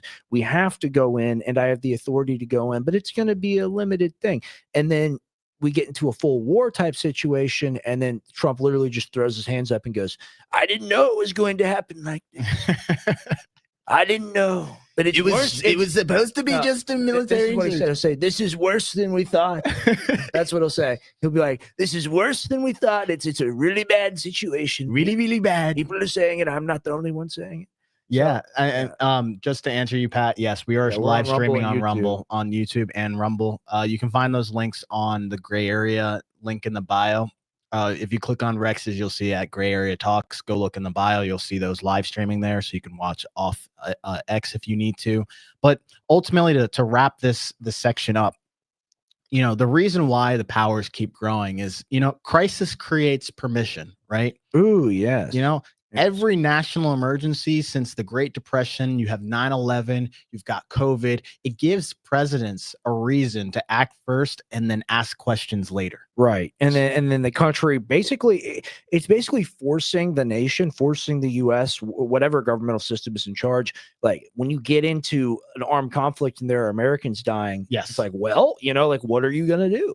Yeah. And like are you anti-American? Do you not want to protect our country? And they have some old congressperson come out and go, "Our boys are dying down there, or they're dying in that, and they're dying against the damn Venezuelans, and they're bringing the fentanyl here, and we won't pass this declaration of war through Congress because the Democrats are weak." Well, and the thing about Congress is they willingly hand away power, right? Modern laws are often delegated to like broad authority to the executive branch. Do it, Yes, it allows them to fill in the details and let these agencies decide what to do with it. Exactly right. And like we were talking about earlier, also another reason is the courts usually defer as well. Like you saw in that clip, they ruled, hey, you can't just declare this war. Federal court strikes it down and says, he can do this. There's nothing you can do about it. But ultimately, the Supreme Court rulings since the Cold War have expanded to the executive privilege. They're essentially justifying a lot of these actions. And so the judges are hesitant to intervene with during political wartime, especially as we've identified a true enemy, essentially. And so then also the other thing about the president to keep growing, media amplification. So we've gone from radio and television, social media, phone. That's 24/7 voice. Any statement, tweet, every address moves markets. It moves policy before Congress even has a chance. The AOC could be sleeping in her bed at like midnight and Trump tweets something out, and then suddenly, we're all the way out in the middle of, this expedition trying to do something over there, and then none of these people have the ability to actually react. AOC is a bad example because I don't really like her, but it's just the whole point. Well, I take your point, and it makes a lot of sense to me. Ultimately, we're living in an age of access journalism, never before imagined, where you're able to take like these cable news hosts, or kind of just like even the people on Twitter, people that got those Epstein files that weren't real. You're able to take them and then essentially make them a part of the political party. Yes. Right. So then the media becomes party affiliated, and it's all one big giant thing. Whereas before, I don't know, like the president goes on one of the 3 channels and makes an announcement. You know, but in the modern age, it's not even a president going to the Truth Social. Yeah, it's the constant posting done by the people, quote unquote, on the team. They even say this. They're like, well, we're on the team, and like, what does that mean? Like, what team are we on? We're on the American people side. Yeah, of course.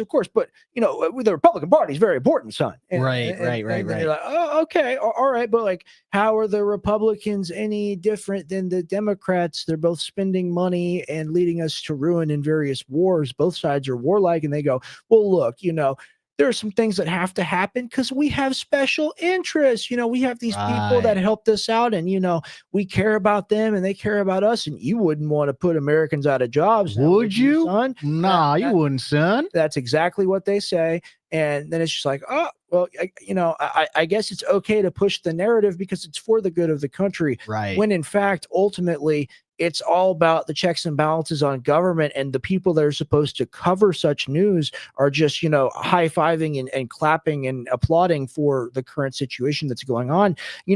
Media and journalism in this country has always been controlled to a degree, and the government's always been heavily involved in that. But living in an age where people consider reality to be what's on the phone, and considering the people that are posting all the time are paid to post, not necessarily in money, but in access to the team, the Cool Kids Club. That's why you hit the nail on the head. And that's why, Tim, that's why they treat them with such utter importance, right? Like, why does Benny Johnson ride on the plane with Trump? Well, because Benny Johnson inspires millions of people to vote for Trump. So, Benny Johnson isn't setting policy. He's not making any big decisions. But at the end of the day, he's building that popular support. He's farming it for Trump to be able to do these things. And dozens of other people are doing this, by the way. And a lot of things get done for these people. But it's one big circle jerk, because here's the thing. No matter which side you're on, if you go where the power is, there's always some monetary compensation on the back end, or some type of 100%. Power that comes from just being associated. Because imagine the rooms that Benny Johnson is in now, right? Yeah. Where people are like, oh, you have somewhat of a direct communication to the president. You must be very important. Let's give you deals. Let's give you money. Let's give you access. Hear about this crypto thing. Mm. Yeah, like, I mean, look, and we're not making any accusations. It's all speculation. There are tons of people like this. Basically, anyone that held up the binder with the Epstein stuff that wasn't real, and there is no doesn't Epstein. exist. It doesn't exist. All right, so we're gonna give you all a bunch of binders on a person that we're then going to say never trafficked anyone, and like that was the narrative. But look. Those people will do their job, and they'll do their job well, because it's so nice, like you get to play hero, you get to act like a soldier or something, when in fact you're just a politico. Right. And the cable news people have more honor and nobility than those people, because at least the cable news is like, I'm an institution and I support XYZ. But then you literally got a dude like Cat Turd on his phone, and just because he can farm engagement money, just because he can get paid off of what he posts, the beauty of it is the president doesn't even have to give him any benefit, because he's benefiting off of the engagement of the president. Right. And this is why the Trump time is so unique. And I think we're going to look back at this time in like half a decade or a decade. We're going to be like, wow, that was real magic in the air, because these things that are going on, they won't exist in the time of JD Rubio, AOC, Bernie. Yeah, they'll kind of go back to the more proper presidency, well, right? I mean, Trump has just drawn everyone to the internet all the time. No one has a neutral opinion of the guy. You can't find a single person who's like, Trump, kind of, uninteresting guy. Everyone loves him or hates him, or I'm actually one of those people that's in the middle, though. Right. Well, it's the gray area. It is the gray area. But at the end of the day, most people aren't like you in that regard. Yeah. Most people are very passionate one way or the other about the dude. And me personally, I'm sick of the dude. I wish the dude would do his job and shut up and go away.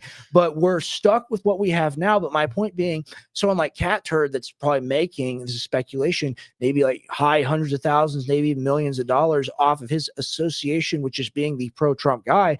When the MAGA goes away, they'll try to revive it. They'll try to keep it the same, but they're going to run just a MAGA flavored campaign with an establishment Republican, and people are going to eat it up, and they're going to love it. And they're going to be like, it's just the same thing for 1,000 years. Nom nom. Yeah. No migrants. Eating the slop. Nom nom. Eating the slop. And then all the while it'll be run even worse. And that's the deal Trump made, is he said, hey, as long as I get to be the leader of this political party and I take it over and I win, whatever that means, not the country winning, not Americans winning, not American prices going down. If I can win and just be the guy that everyone likes now because I'm a part of the system and the system accepts me, he really is the perfect fit for it. The only problem is he's too old. Yeah. And the thing about the whole aspect of everything when it comes to the presidency and the power that they're given, A lot of it comes down to also the public too. We're also partly responsible for giving up power because Americans expect presidents to fix everything. Right. You've got gas prices. When things happen with gas prices, they're like, go do something about it. When we talk about natural disasters, that's the president. That's the president trying to step in. And it's the pressure that we create from these situations that say, okay, we need immediate action. And so that's where, we've given agency to the presidency to be like, okay, well, you said go do something about it. Here's my answer for that. So, yeah. They wanted me to fix it. I had to pass the law taking everyone's rights away. I had to do it. They wouldn't let me do it any other way. Let me tell you, I said, Donna, can I do it any other way? And she said no, so I had to do it. That was so good. Dude. The little last ending. Oh, I love that. Yeah. Dude, I mean, but I had to. I had to do it. It's true. It's a fact. People, they get upset at me. They say, Donald, why did you have to strike the person in the boat? And I said, he had drugs. He had the fentanyl. He had fentanyl that was so big, such a big fentanyl he had. And we had so big. Yeah. I mean, look, they're going to do this for a while because it's going to keep working. But we talk about it on the gray area. You talk about it on the show. The economy is incredibly unstable. We're trending towards major recession / depression. The point of these powers, can he just, according to your research, can he just give money to whatever he wants, basically? Through yeah, an executive so order? I mean, technically, the Congress is supposed to have the power of the purse, right?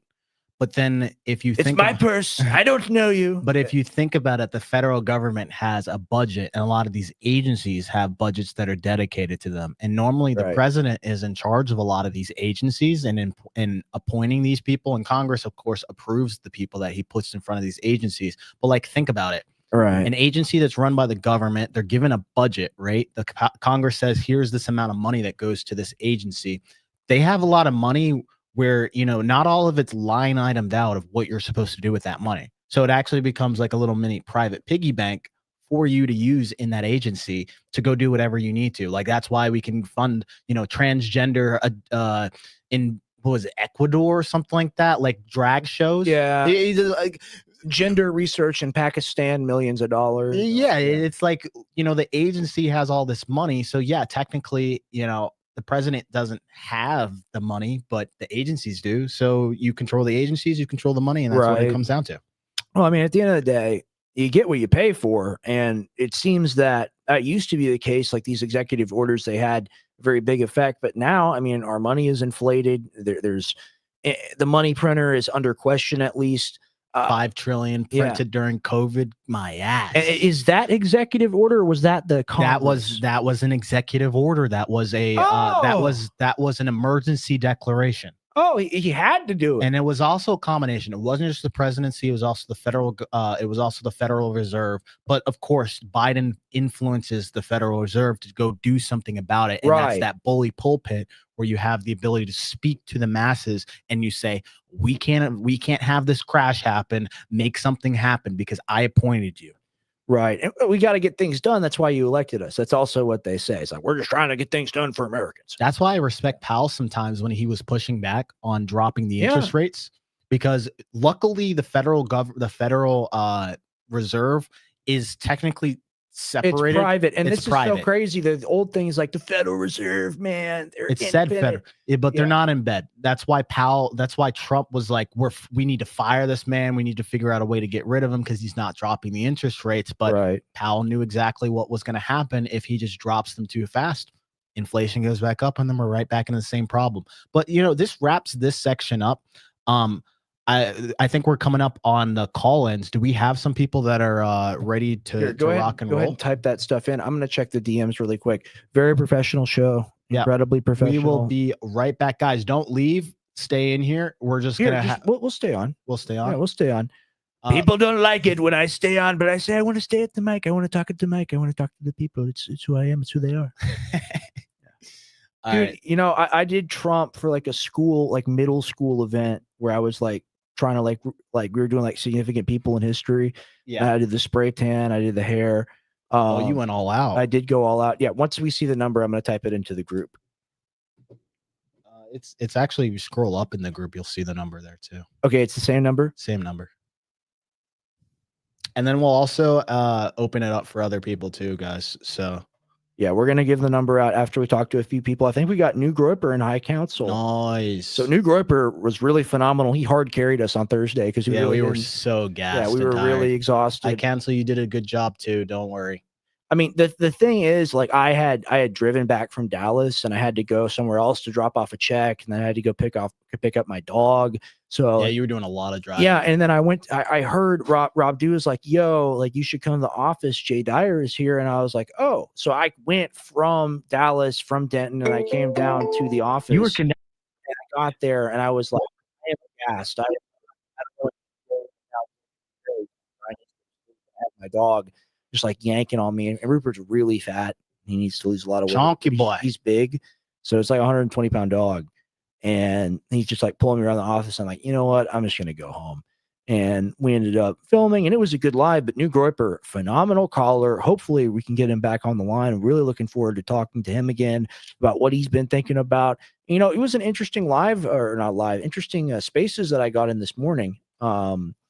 And with Keith, there were a lot of people there talking about a lot of different issues, but I didn't know about the aquifer situation in Venezuela and Argentina. And if you look at what's been done in Argentina, folks, I mean, it's crazy. We've given them 20 billion, now 40 billion. It's all these sovereign wealth funds, right? So we're letting people invest in their country. Yeah. Right. So Malay has essentially sold out Argentina to the Americans. It's pretty wild. But then we're expected to buy their beef instead of American beef. And this is, and Trump was asked this question by a reporter, and she goes, yeah, like, what do you think about people buying the beef? Because the farmers really need help. And he's like, listen, the farmers will be all right. They're doing terrible in Venezuela. It's horrible in Venezuela. Let me tell you.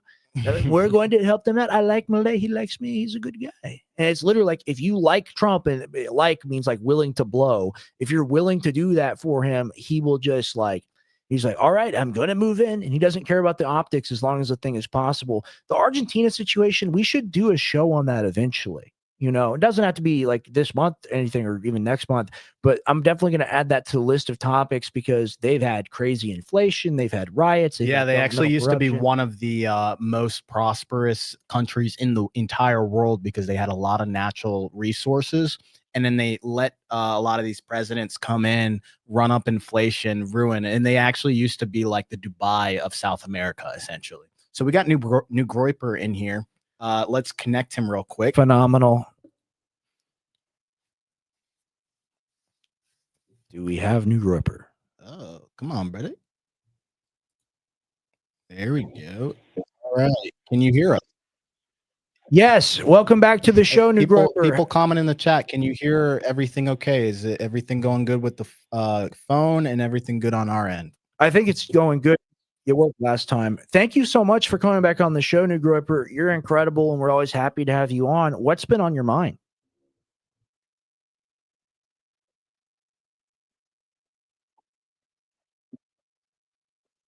Sure.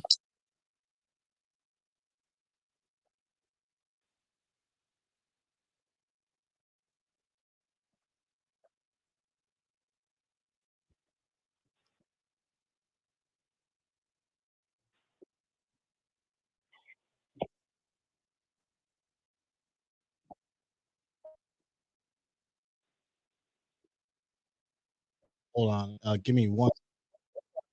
New Groper. Somebody's not here. T-Blet says we don't hear it. Can anybody else confirm that you guys can't hear New Groper? Yeah, this worked last time when it came to the It worked perfectly last time. Yeah, we're sorry, New Groper. We appreciate you being on. People are just chanting. Oh, they can't hear you. What is going on? I guess we have to put it through the TV. Yeah, that's the did you change this? No, I didn't touch it. All right, let's try to do this. Thank you, New Groper, for being on. Oh, no. What is going on here?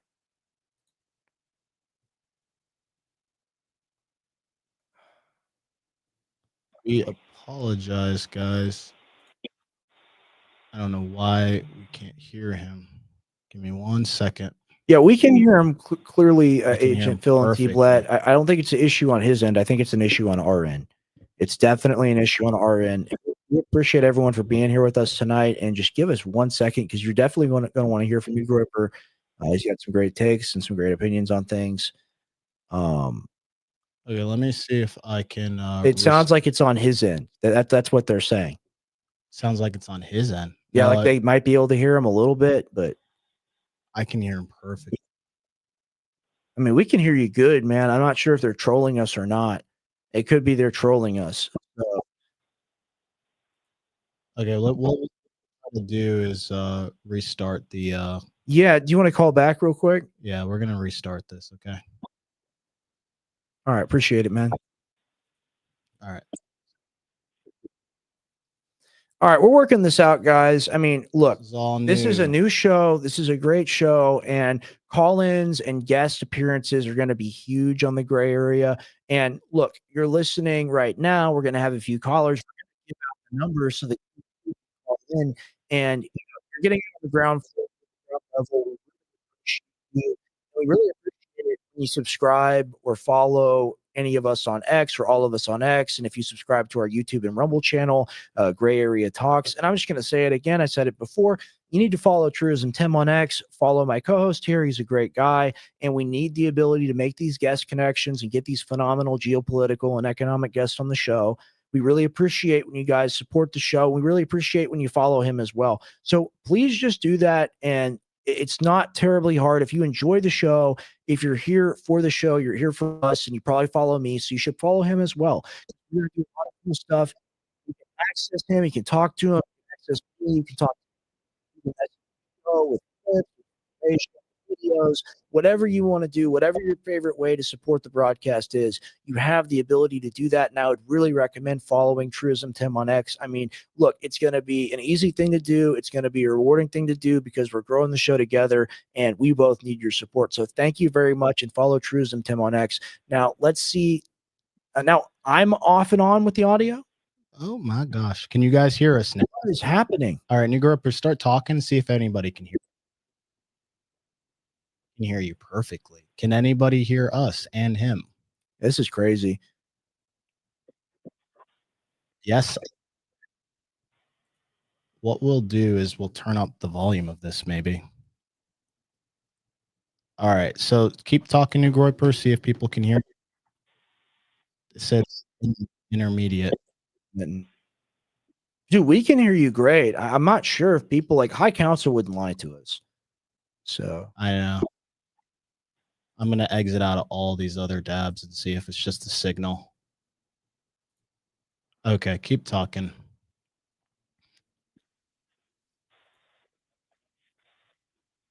Okay, let me see if I change the audio. This is so sad. All right.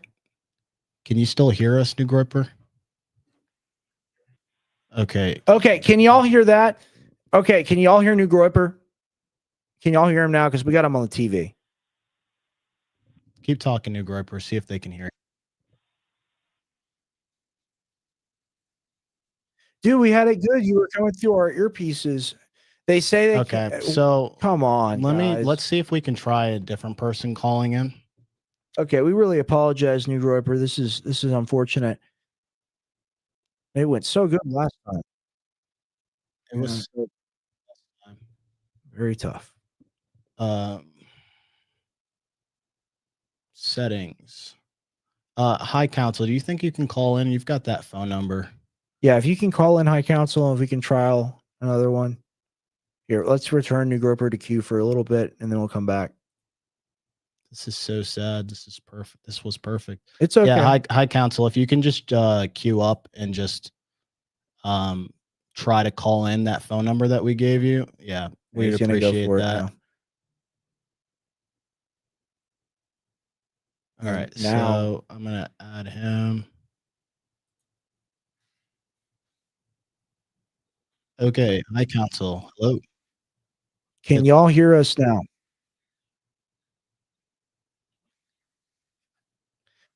Yeah, we can hear you on our end just fine.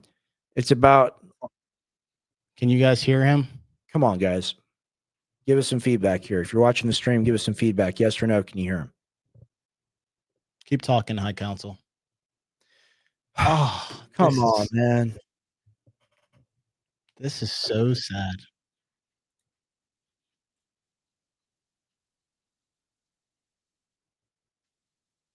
Put it back in the communications. Let's see. All right, let's try it again because this is how we had it for New Groper. Default. Should be default. Just us.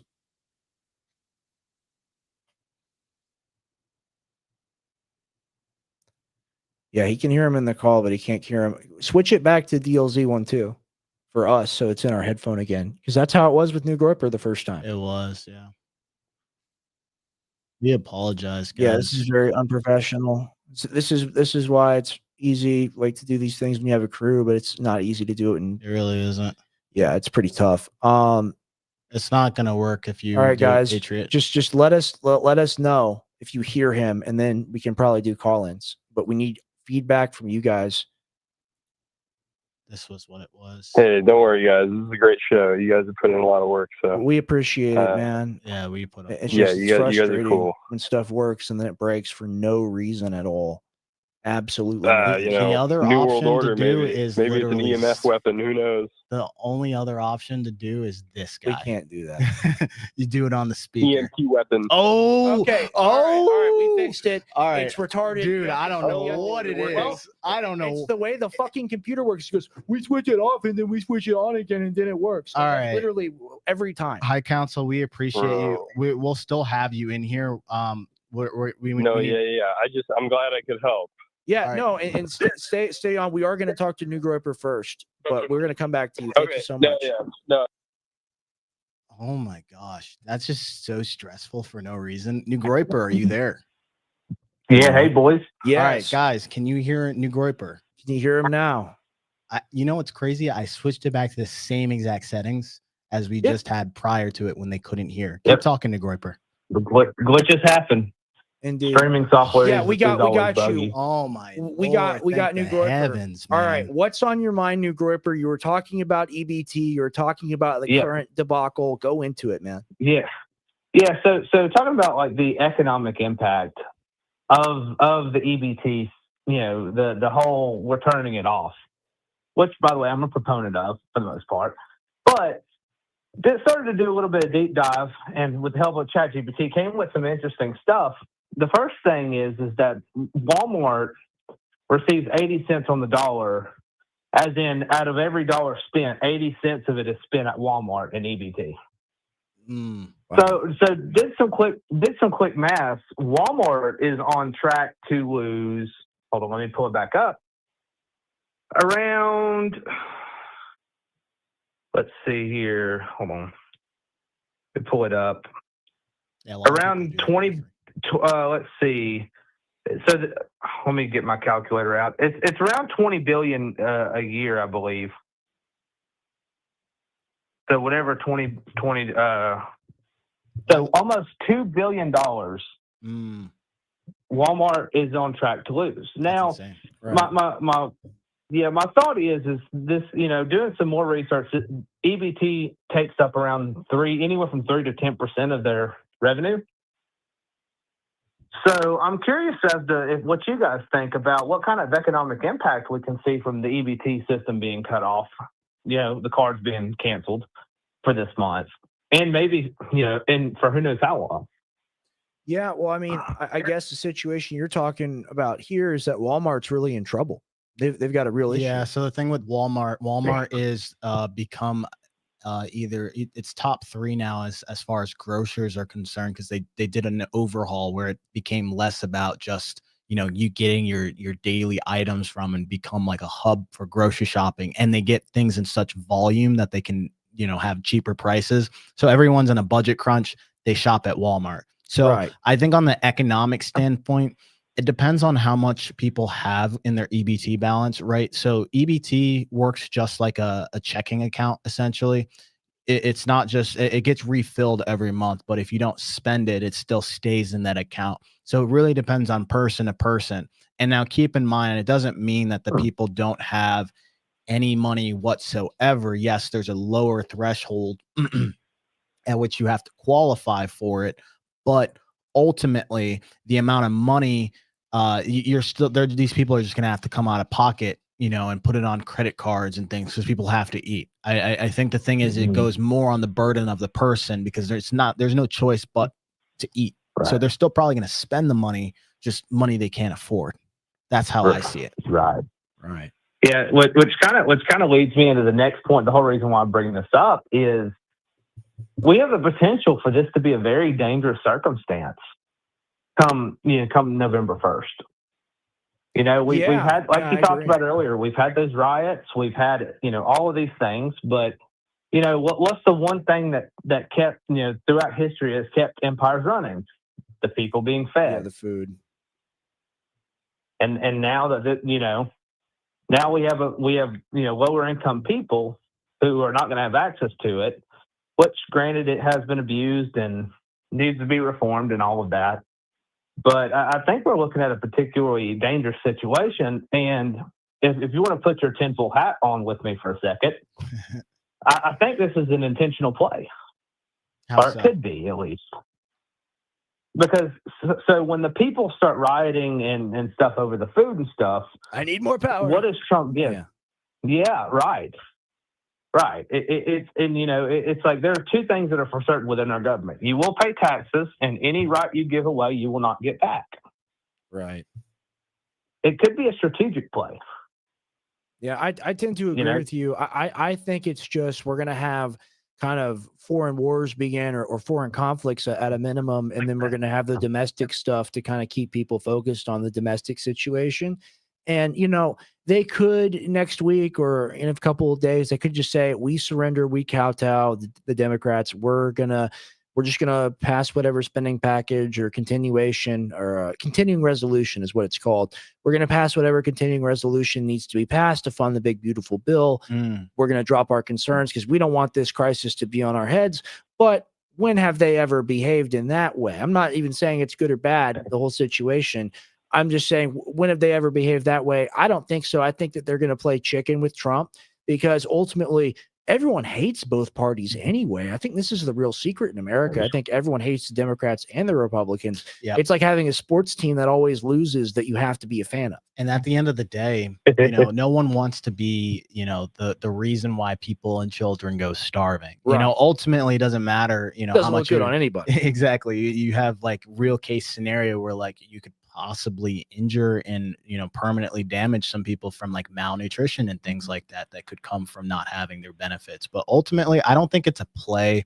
I know you guys are more on the fence of like this is a strategic move. I think there's just a certain level of inefficiency and stupidity where the SNAP benefits wasn't something that was thought initially when they went to conflict. Because you think about it, each time the government was about to shut down, they just moved the needle back, right, 3 months, a month, 90 days, however it was. They were basically just moving it, the goalposts back. And so I think they just really got to a point where it was so gridlocked and they were like, we're not coming to an agreement. Now it's in a reactive, because I feel like everything that's happening in politics is more reactive rather than proactive when it comes to thought process. I think it's kind of a strategic negligence, though. They're like, oh, and that's a perfect way to deflect blame too. It's like, we didn't know the thing was going to happen, but we get to respond to it. Oh, it's actually my fault. I didn't understand. You might be right. Yeah, like it's just they're aware of how badly the system is bent and broken out of shape. They're aware of, it doesn't have to be an exact forecast if they know how much rain and lightning is going to fall, but they know a storm will come if they do these things. So they're counting on it essentially so that they can get more support for their party. It's all about, inching forward in another direction, and it doesn't have to be exact. They're not playing a calculated game. It is literally a tactical decision where it's just, this is the next thing that we think is going to help us. They're doing like all these like weird little rituals and they're getting like different results from the rituals. They're not like sacrificing the chicken properly. They're just kind of killing it and throwing it around in the field. So like it just random things happen, but they are kind of slated or bent towards their end goal and what they want. Right. And what they want is, it's like Klaus Schwab said, they want an angrier world. So what do you think, New Groper? Yeah, no, I think you're spot on there. I think that this is their plan. I think the more destabilized the economy gets, the more more popular a universal basic income comes. You know, but the problem is that we're out of money.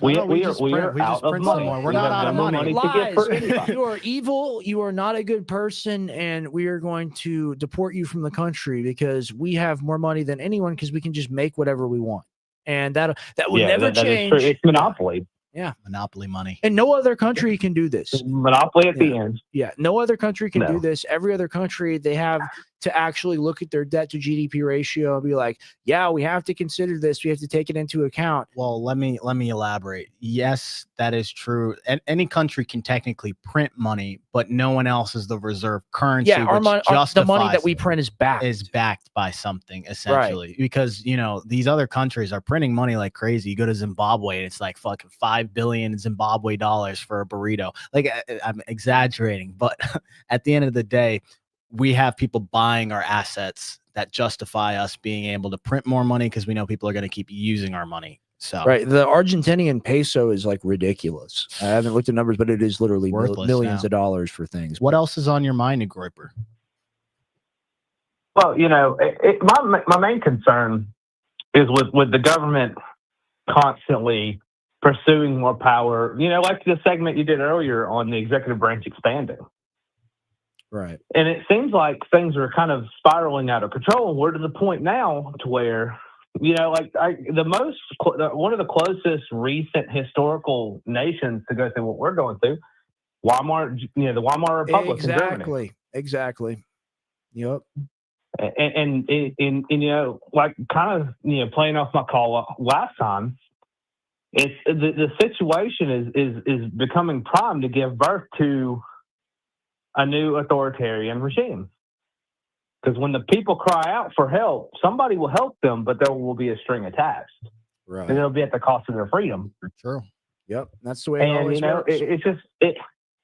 I'm just so disillusioned with all form of politics these days.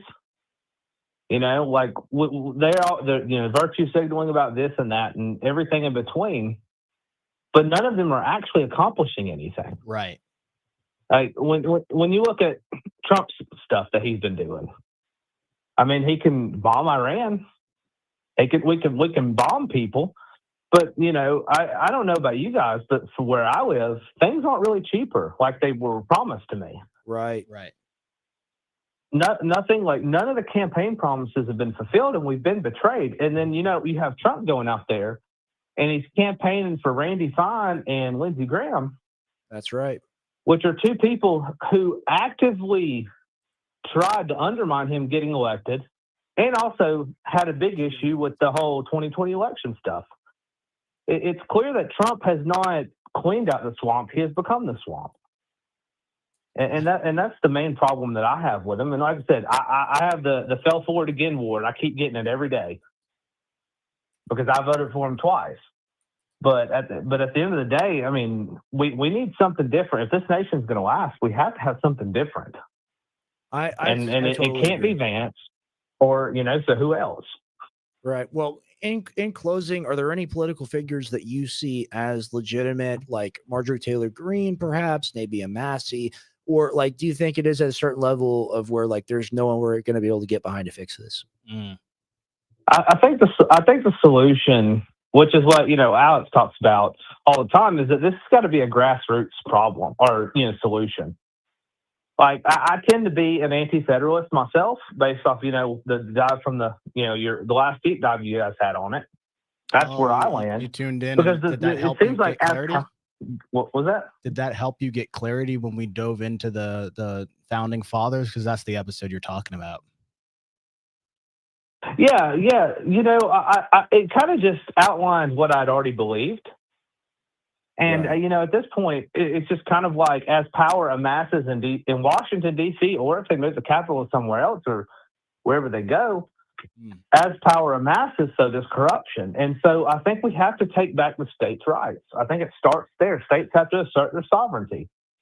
Right. And, the federal government won't like that, but at the end of the day, I mean, if we want to survive as a nation and as a people, I mean, this seems like the only way forward.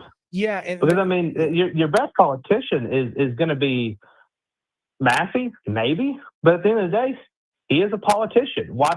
Have politicians done anything that's observable that would lead us to trust them in any manner. No. So why should we?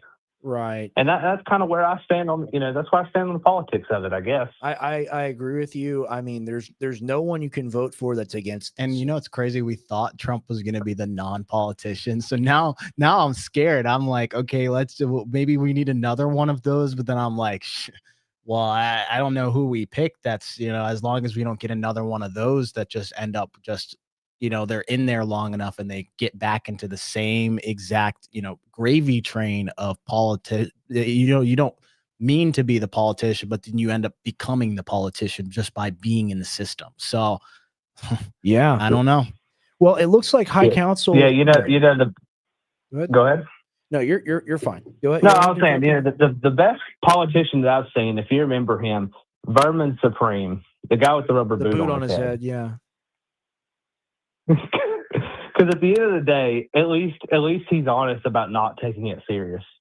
Because it's very clear by our politicians that none of them are actually taking their duty seriously. So, why not just vote the rubber boot guy? Yeah, I agree. We're gonna give the number out now. We really appreciate your time with us here tonight, New Roper, and please call in next Sunday. It looks like High Council is feeling sick, and then I think one other guy is busy. We'll take a couple more calls. So we're gonna open up the phones now for other people. Keep in mind, guys, we have it set to only let up 3 people queue up. So it's the first people that get in. And if you hear like a busy line or you are disconnected, it means that those slots are already filled. So it's kind of like a free for all. But eventually on other shows, we'll open it to where there's a lot more people. But we've just got to make sure that we keep this orderly, especially figuring out the first time. So with that being said, the phone number is 205. No, not that one. Sorry. It is 512-675-7144. I will repeat that. 512-675-7144. If you would like to tune in, guys, and join, just call that number 512-675-7144 and you guys will be connected. It'll give you a prompt. We're gonna very keep saying simple. it. Yeah. And you can join and we'll queue the first people. We've already got one guy in here. Again, that is 512-675-7144. Here, go ahead and talk to him. So we will, we've got 2 people now. All right, so let's get this first one in here.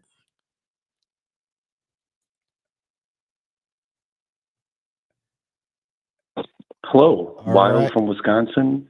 Howdy, caller. What's your Twitter handle and what's on your mind tonight?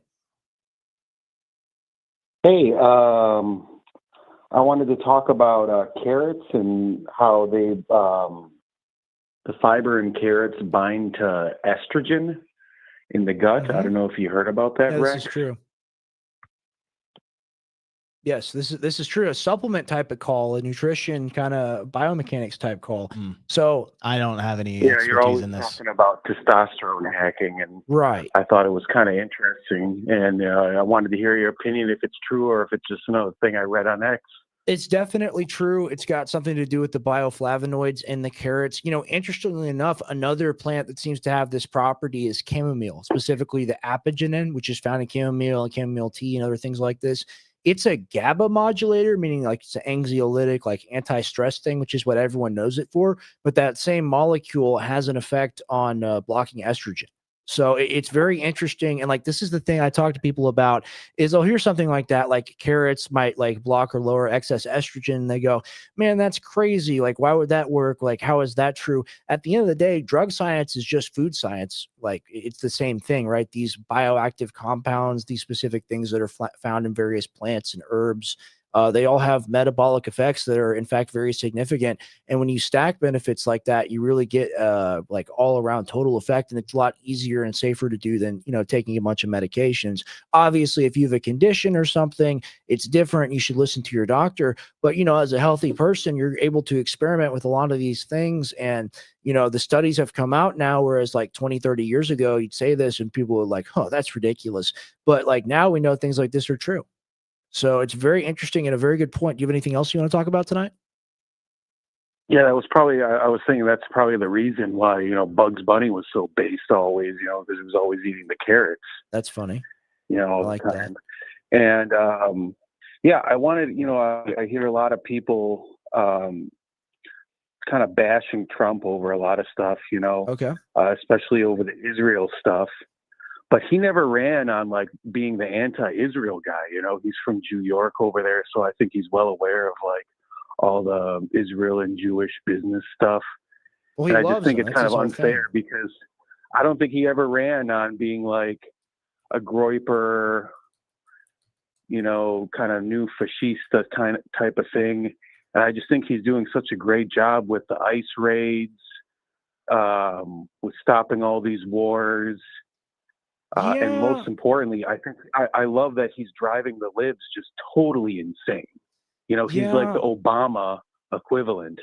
I get it, Go man. ahead. It's rewarding for sure to see, like especially after the Biden administration and how horrible they were and how they mandated, 80 million people to take a shot and how they put everyone in jail for Jan 6.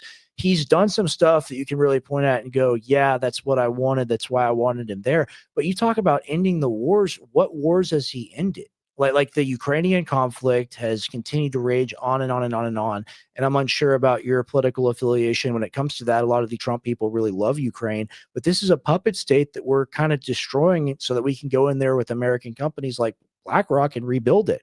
Right. And they're using our munitions and our long range weaponry to strike inside of Russia. And we're kind of, edging towards global war.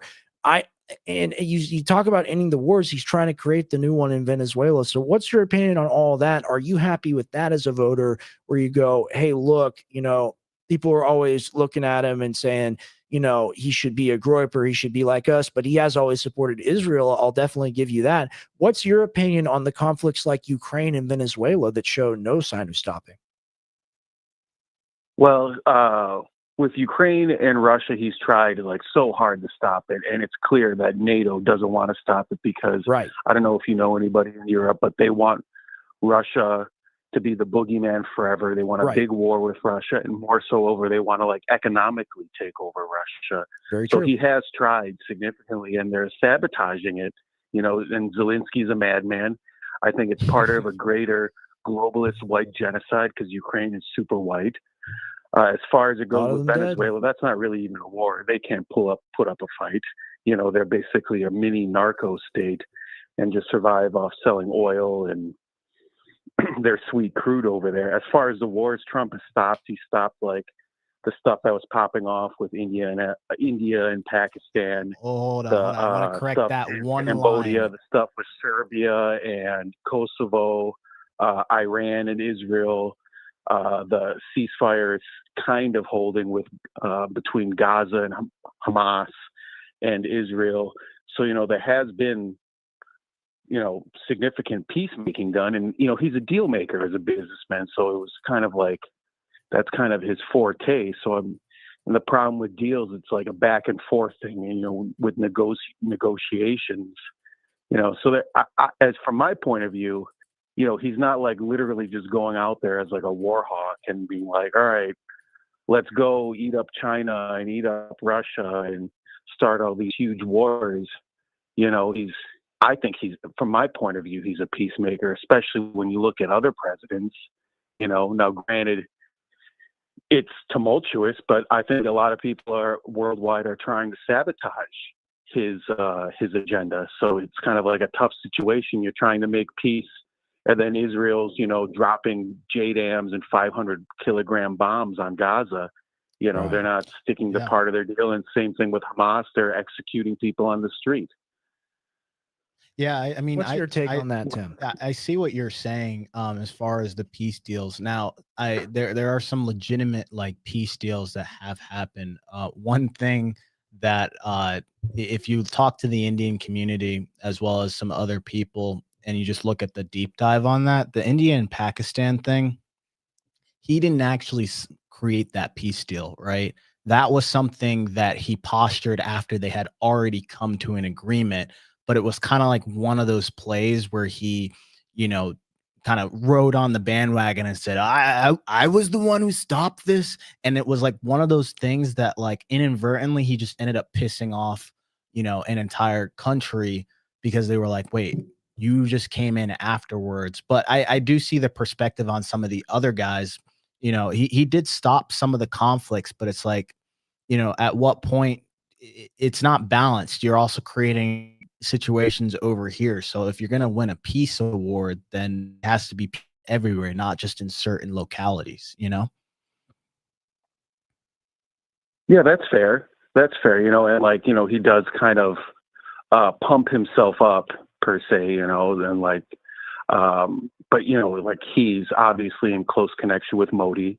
Yes. And financially, the U.S. is the big juggernaut. So I can only imagine the stuff behind the scenes, on making deals. Obviously everything that goes on between countries isn't put into the media.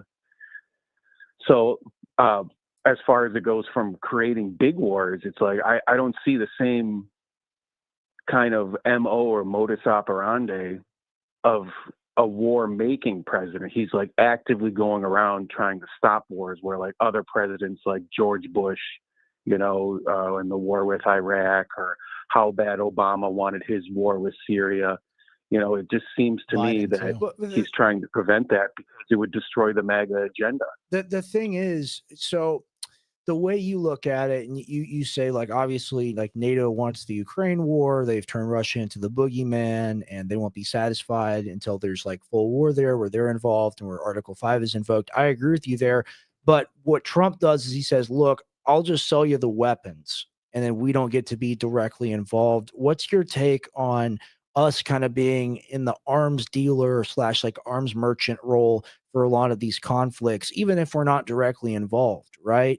And like the strike on Iran, I guess, yeah, I think you're someone that was pretty happy about the giant bombs being dropped on Fordo. Am I right? Like you that was a win. Well, I think it's something that pretty much the only thing the Islamic community at large understands and takes into respect is strength. So you have to flex that way. Unfortunately, I don't think it's right, but that's the only thing that those strong men in that area of the world has ever responded to. Even if you look to ancient times, is the violent acts back and forth. Otherwise, it seems just be talk.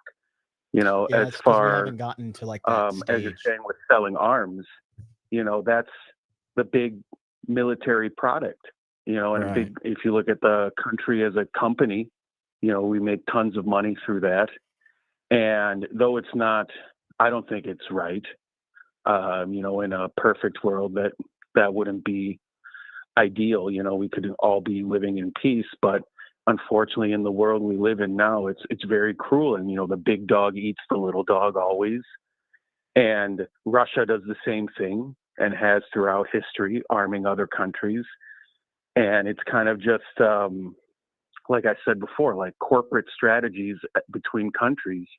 So I think it's bad because, if I gave a gun to somebody and said, oh, yeah, go shoot Rex, and then like Rex gets shot by this guy, I would think that I would be responsible. But in government politics, it seems just to be like a different type of warfare when you're supplying enemies. I think it's more on the money making. And the same can be said then if you look at economy battles as warfare. The same thing happens between China and Russia in the battling. Like, for example, one of the good things that Putin said recently is the U.S. is still buying tons of uranium from Russia.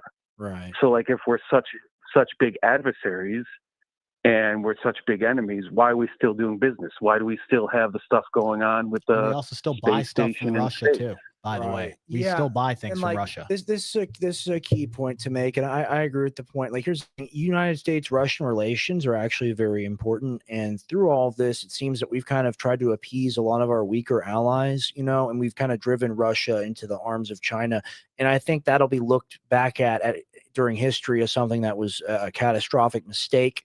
They have everything we need. They're actually very close to us on the Alaskan border and whatnot. And, we're already doing some business and there have been some exchanges and, Trump brings Putin in and he flies the bomber over his head, man. He does this stuff. And I get it. It's cool. It's based, quote unquote. I just at the end of the day, I can't support the death industry, which is what I see the military as being. And I really voted for him because I wanted peace and I wanted these conflicts to stop.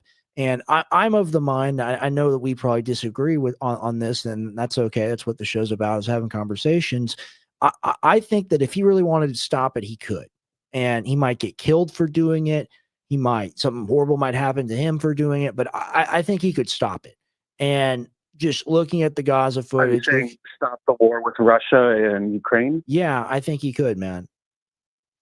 Yeah, I think so. I think so too. But also, Rex, I think Russia wants this war because the Red Army was cut down. I don't know how much you know about Russian people and the I know Russian about history, Russia, but Ukraine. after the USSR fell, they got cut down by a lot. The people were like, no more spending money on the military.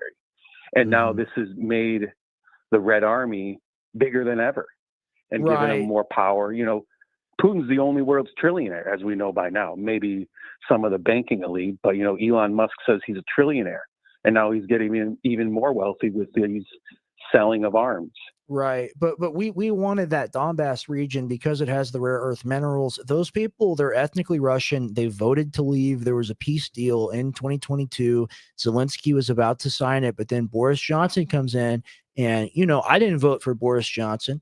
I don't like the guy at all, but he apparently represented NATO, and we're a part of NATO, and he told Ukraine, we'll back you to the hilt. And I don't, why can't Russia get a win?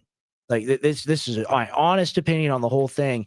Why can't they have those regions? Or how many people have to die before they're going to take them? Because they're going to take them anyway. It's a reverse Cuban Missile Crisis where, if we had missiles or if we had military in Cuba from a communist country, we wouldn't put up with it. And we didn't. And the same thing is happening to them, where they're a nuclear power, they're a sovereign power, and they have 36 NATO exercises before the war starts, second most of any country in NATO.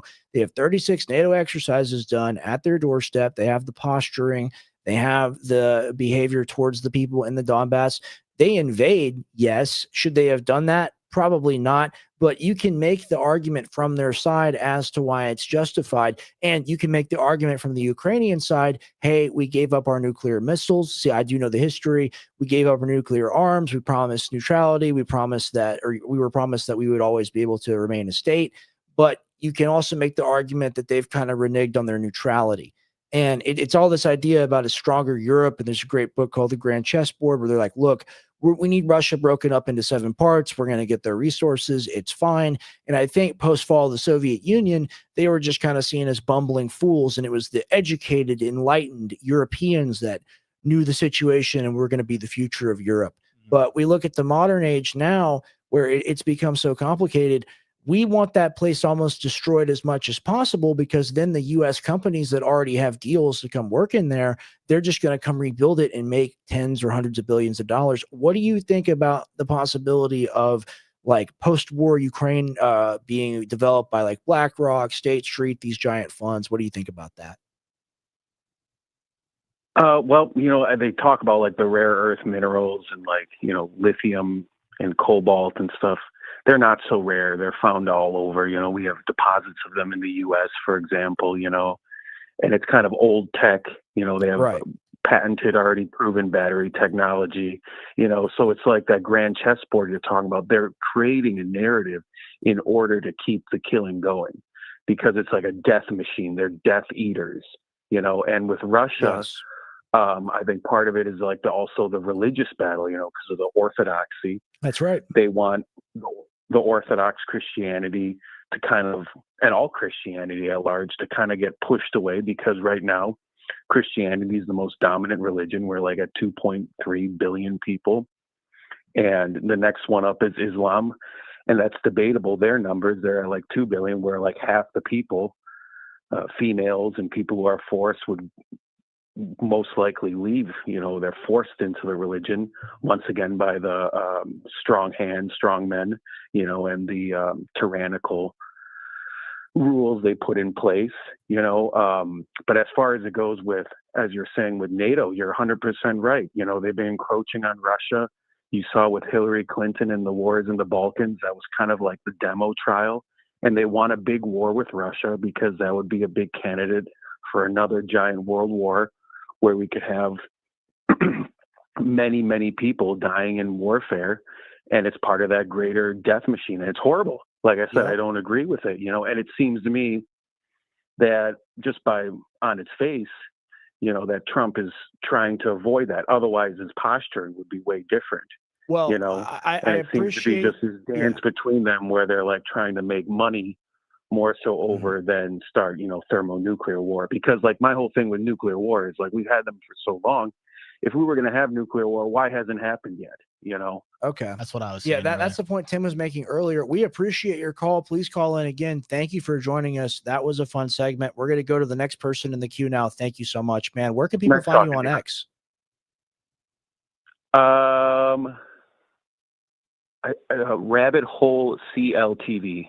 All right. Well, thank you. Thank you, Check Rabbit out Rabbit Hole CVT. I believe I said it right on CLTV. CLT.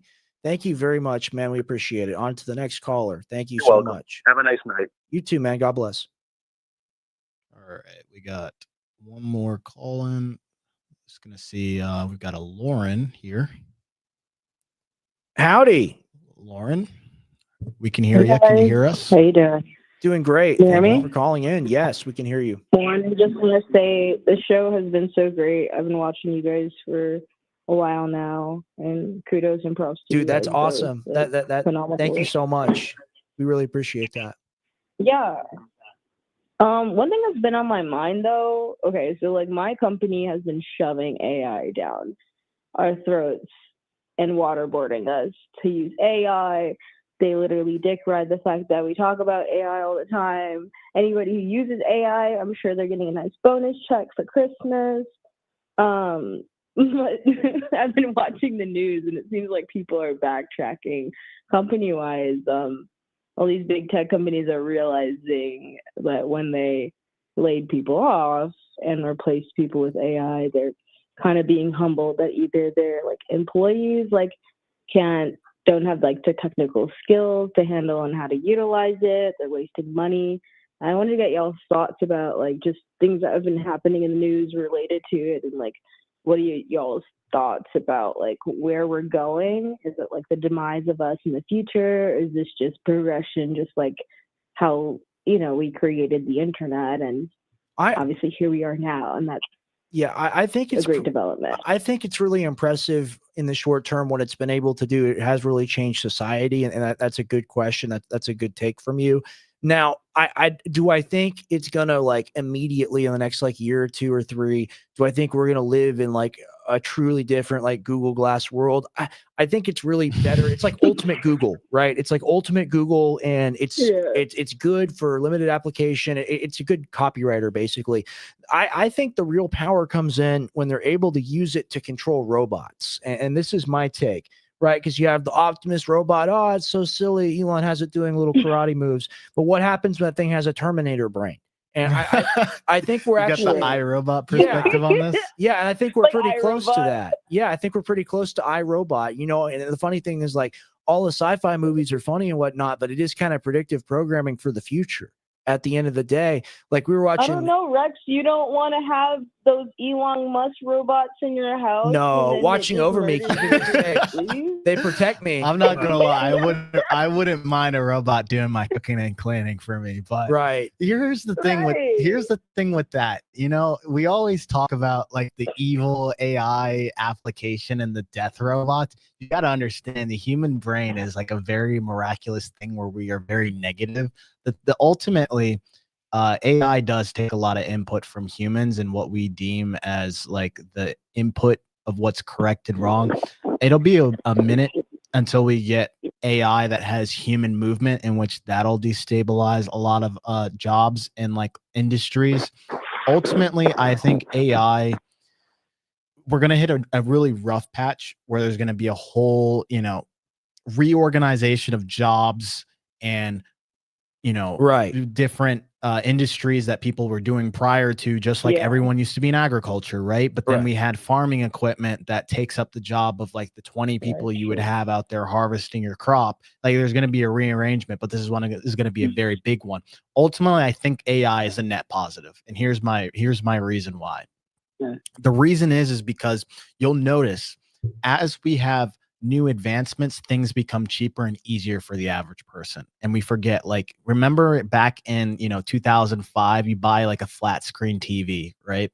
And how much did that cost? Like for like a little 40-inch TV, it was like $2,500 for People something had to crazy. go and lease them. I'm pretty sure. Like people went into debt over buying a TV. Back then, Exactly. I'm Now sure. I can go into Walmart, find a freaking 60-inch 4K OLED display for like $300, and that's because we've systemized. Okay, but this is all hunky dory and all in your point of view. But like, I don't know, people are complaining about how much energy it may take. Like, Yeah, where yeah, they're and building facilities to that's a- house the yeah. servers. So like, I mean, we are, as humans, we have some pessimism that happens, but I also think it's some practicality that, like, Right. We live in the most loneliest age we probably ever have in human society, and we're not touching grass, guys, anymore. I don't No. even think kids hold pencils. So, I mean, That's right. The children can't write. They can't You know write. what I They mean? can't read analog clocks. Yeah. Yeah. I mean, that's where we are. Where's the second hand on the clock?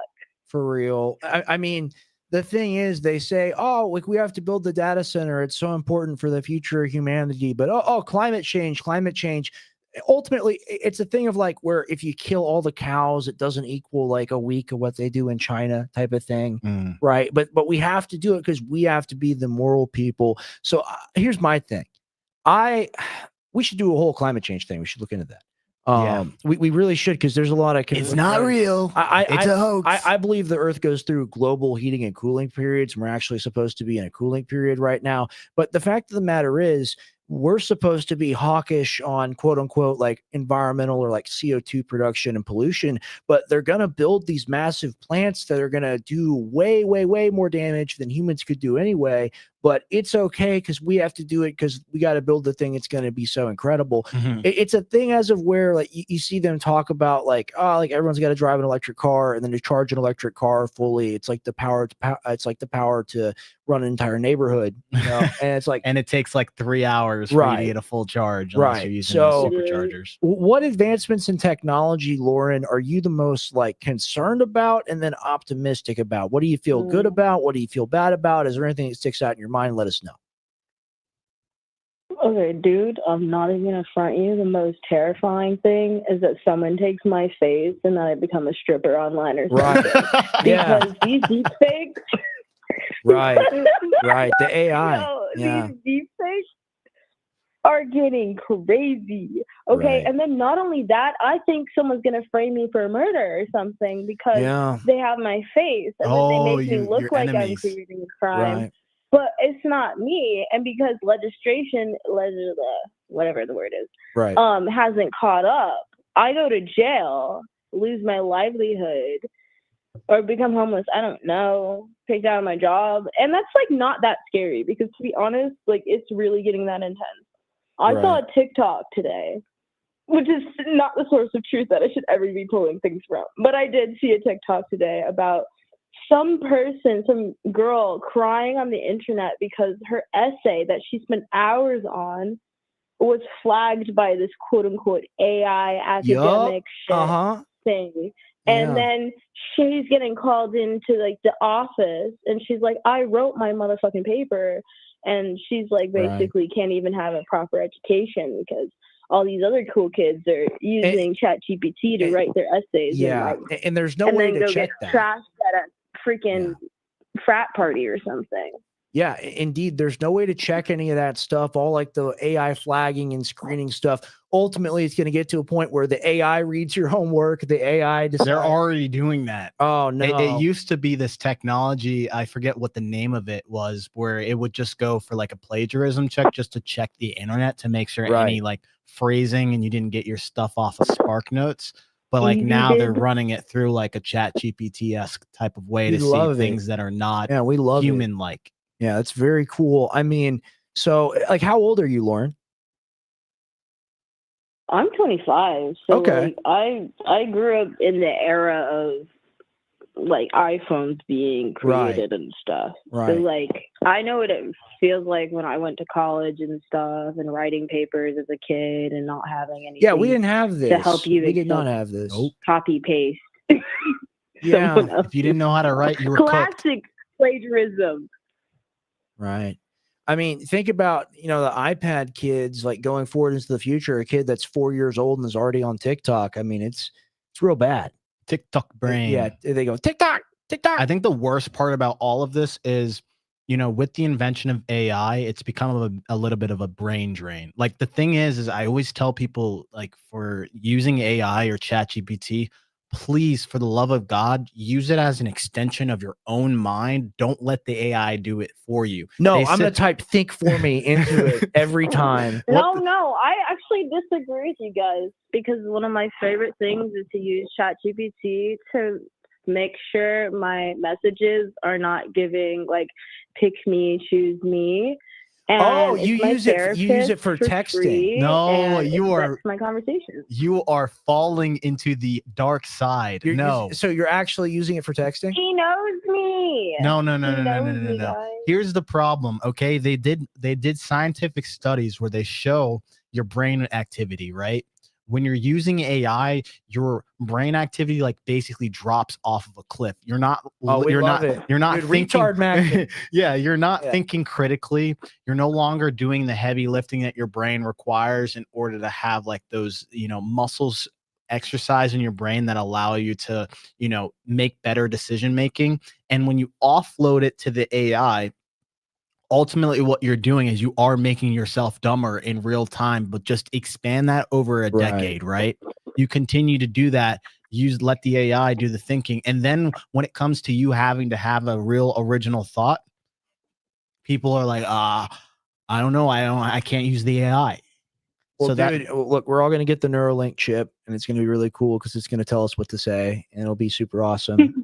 So like I agree with her. Actually, I'm ready. Implant me with the rhesus monkey chip now. I'm ready to be able to play Clash Royale with my brain. Rex is ready. Yeah. He wants a mutant AI baby because obviously we're getting poisoned like every day. So yeah, children are gonna have a giant. The computer is actually your wife, and you marry. No, that's the part I'm scared of. The Yeah. porn industry is already getting. They always go ahead of the curve and they set precedents for like new technologies.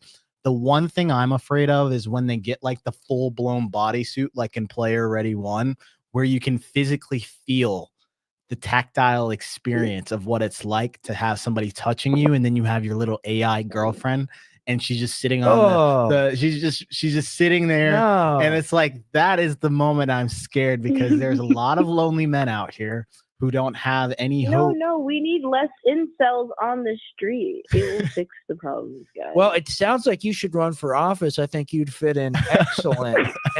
It's been very fun to talk to you, Lauren. Do you have anything in closing you want to say? What's your X handle?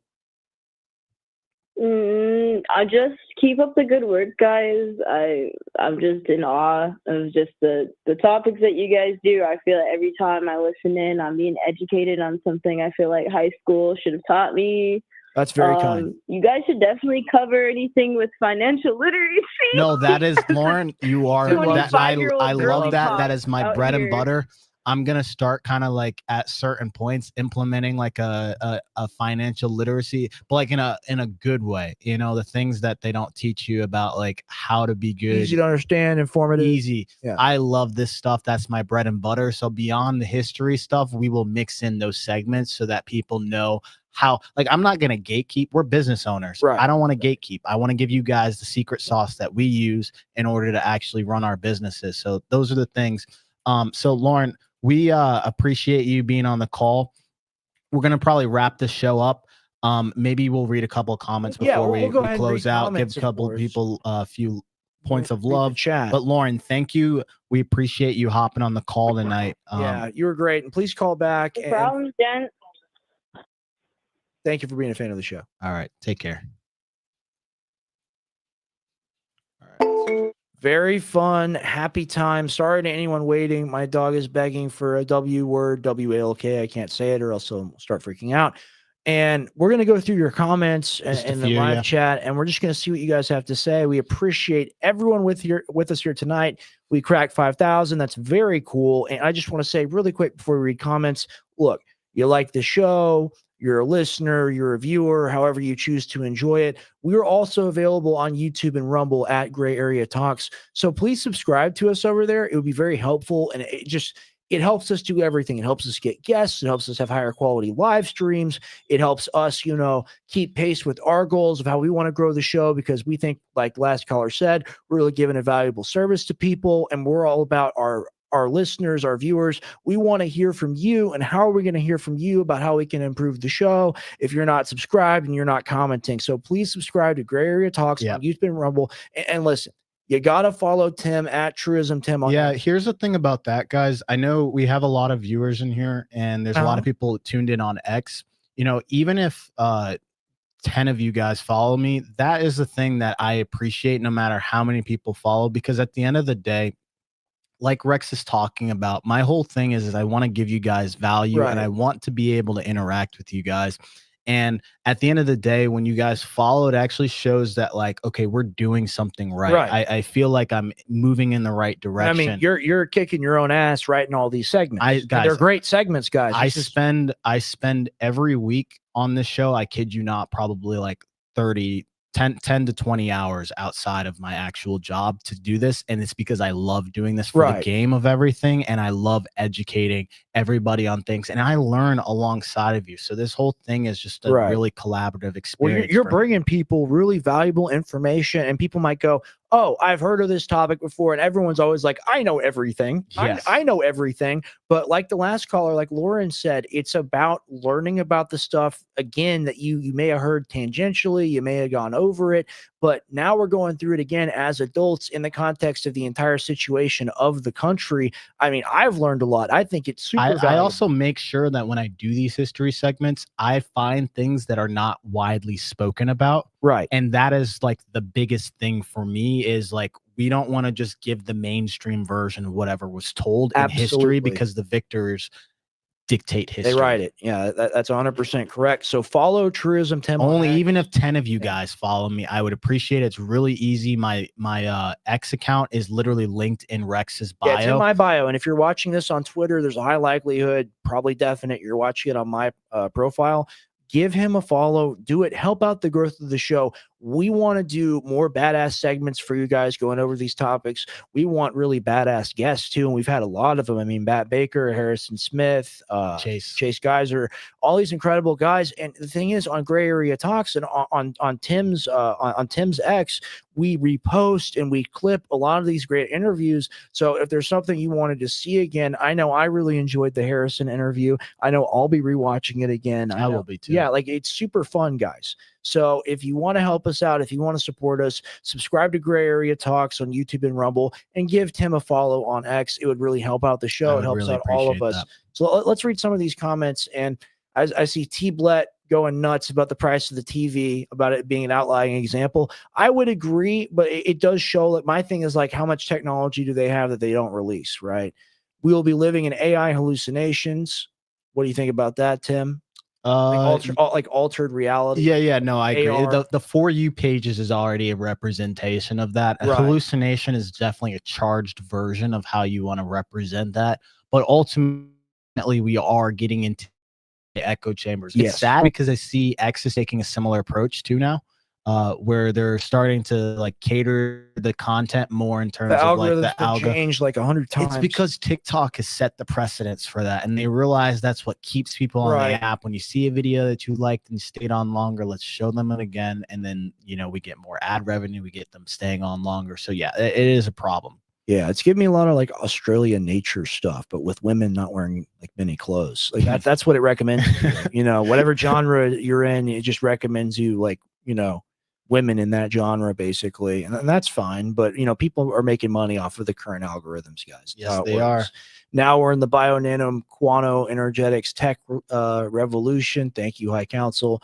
Yeah, but I don't mind the bio part, because if they find ways to, like, do, cure cancer and do like crazy stuff. This is where AI comes into play that we couldn't do before. They say like Trump's like one day we're gonna have shots that are mRNA and that it cures cancer based on like your specific genetic profile or whatever, and there's no control group because no one else has your genetic profile. We talked about this with Matt Baker. Look, we're good and bad and ugly. We're gonna get all of it. It's all gonna be here, and we talk about it here on the Gray Area. The future will be like the video game Detroit Become Human. Yes. Interesting take, referring to the caller kind of backing Trump a little bit, the rabbit guy. I read that book, The Grand Chessboard, on Alex's recommendation. Almost half of the book was about Ukraine. Russia will never give up an inch of territory, and that's a fact. So Zelensky is the regime change we need to deal with. I agree with that. You see anything here you want to address? I already addressed that Trump didn't do anything in India. No, I mean, I think we're reaching the burning midnight oil. Nice. But we appreciate literally everybody. This is the biggest stream we've had so far. This has been a phenomenal stream. I love the really fact that you guys are tuning in. Every Sunday, we are going to be doing something very interesting like big this. shows. Big shows. Sunday. We call them the Sunday special. That's right. Sunday specials. I know. Big shows. I know everybody can't tune in during like Tuesdays and Thursdays all the time, but we still do phenomenal stuff during those. And those are a little bit more like current news, things that are happening that day. We surf Twitter with you guys, and we see what people are talking about, and we address it. And I'm sure we'll do limited call-ins on those days as well. The Sunday special, guys, it's a real thing. It's an important thing, and it's a fun thing, and you should always be here. We're always going to have a high-quality guest. We're always going to have a high-quality prepared topic like the one Tim brought you today, and we're always going to have high-quality callers because, face it, only the best people on the planet watch the show. This is true. This is a fact. So if you're here, and especially like everyone's contributing, but if you called in tonight, we really appreciate you. We want you back. We want to hear more from you. And this is not the show where we all like wear the red hat or like wear the pussy hat that Hillary Clinton brought out to protest Trump. This is a show where we want people of all opinions, all viewpoints, all backgrounds. We want them to come in. We want them to call in, and we want to hear from you, the viewer, the listener, the silent majority. The silent majority. Exactly, Tim. Such a great way to put it. We want to hear from you what you really think. And once it's all divorced from the party politic and the team you got to support, but they always lose, come to us, give us your unfiltered opinion, and let's just keep track of where the country goes. Yep. So thank you for being here with us tonight. Yeah, we love you guys. Keep tuning in. That's pretty much all I have, but I had a fun time tonight. So yes, we both did. Have a good night, guys. Thank you guys so much. And please join us for the next one on Tuesday, as well as the next big show on Sunday. On Sunday. Thank you very much.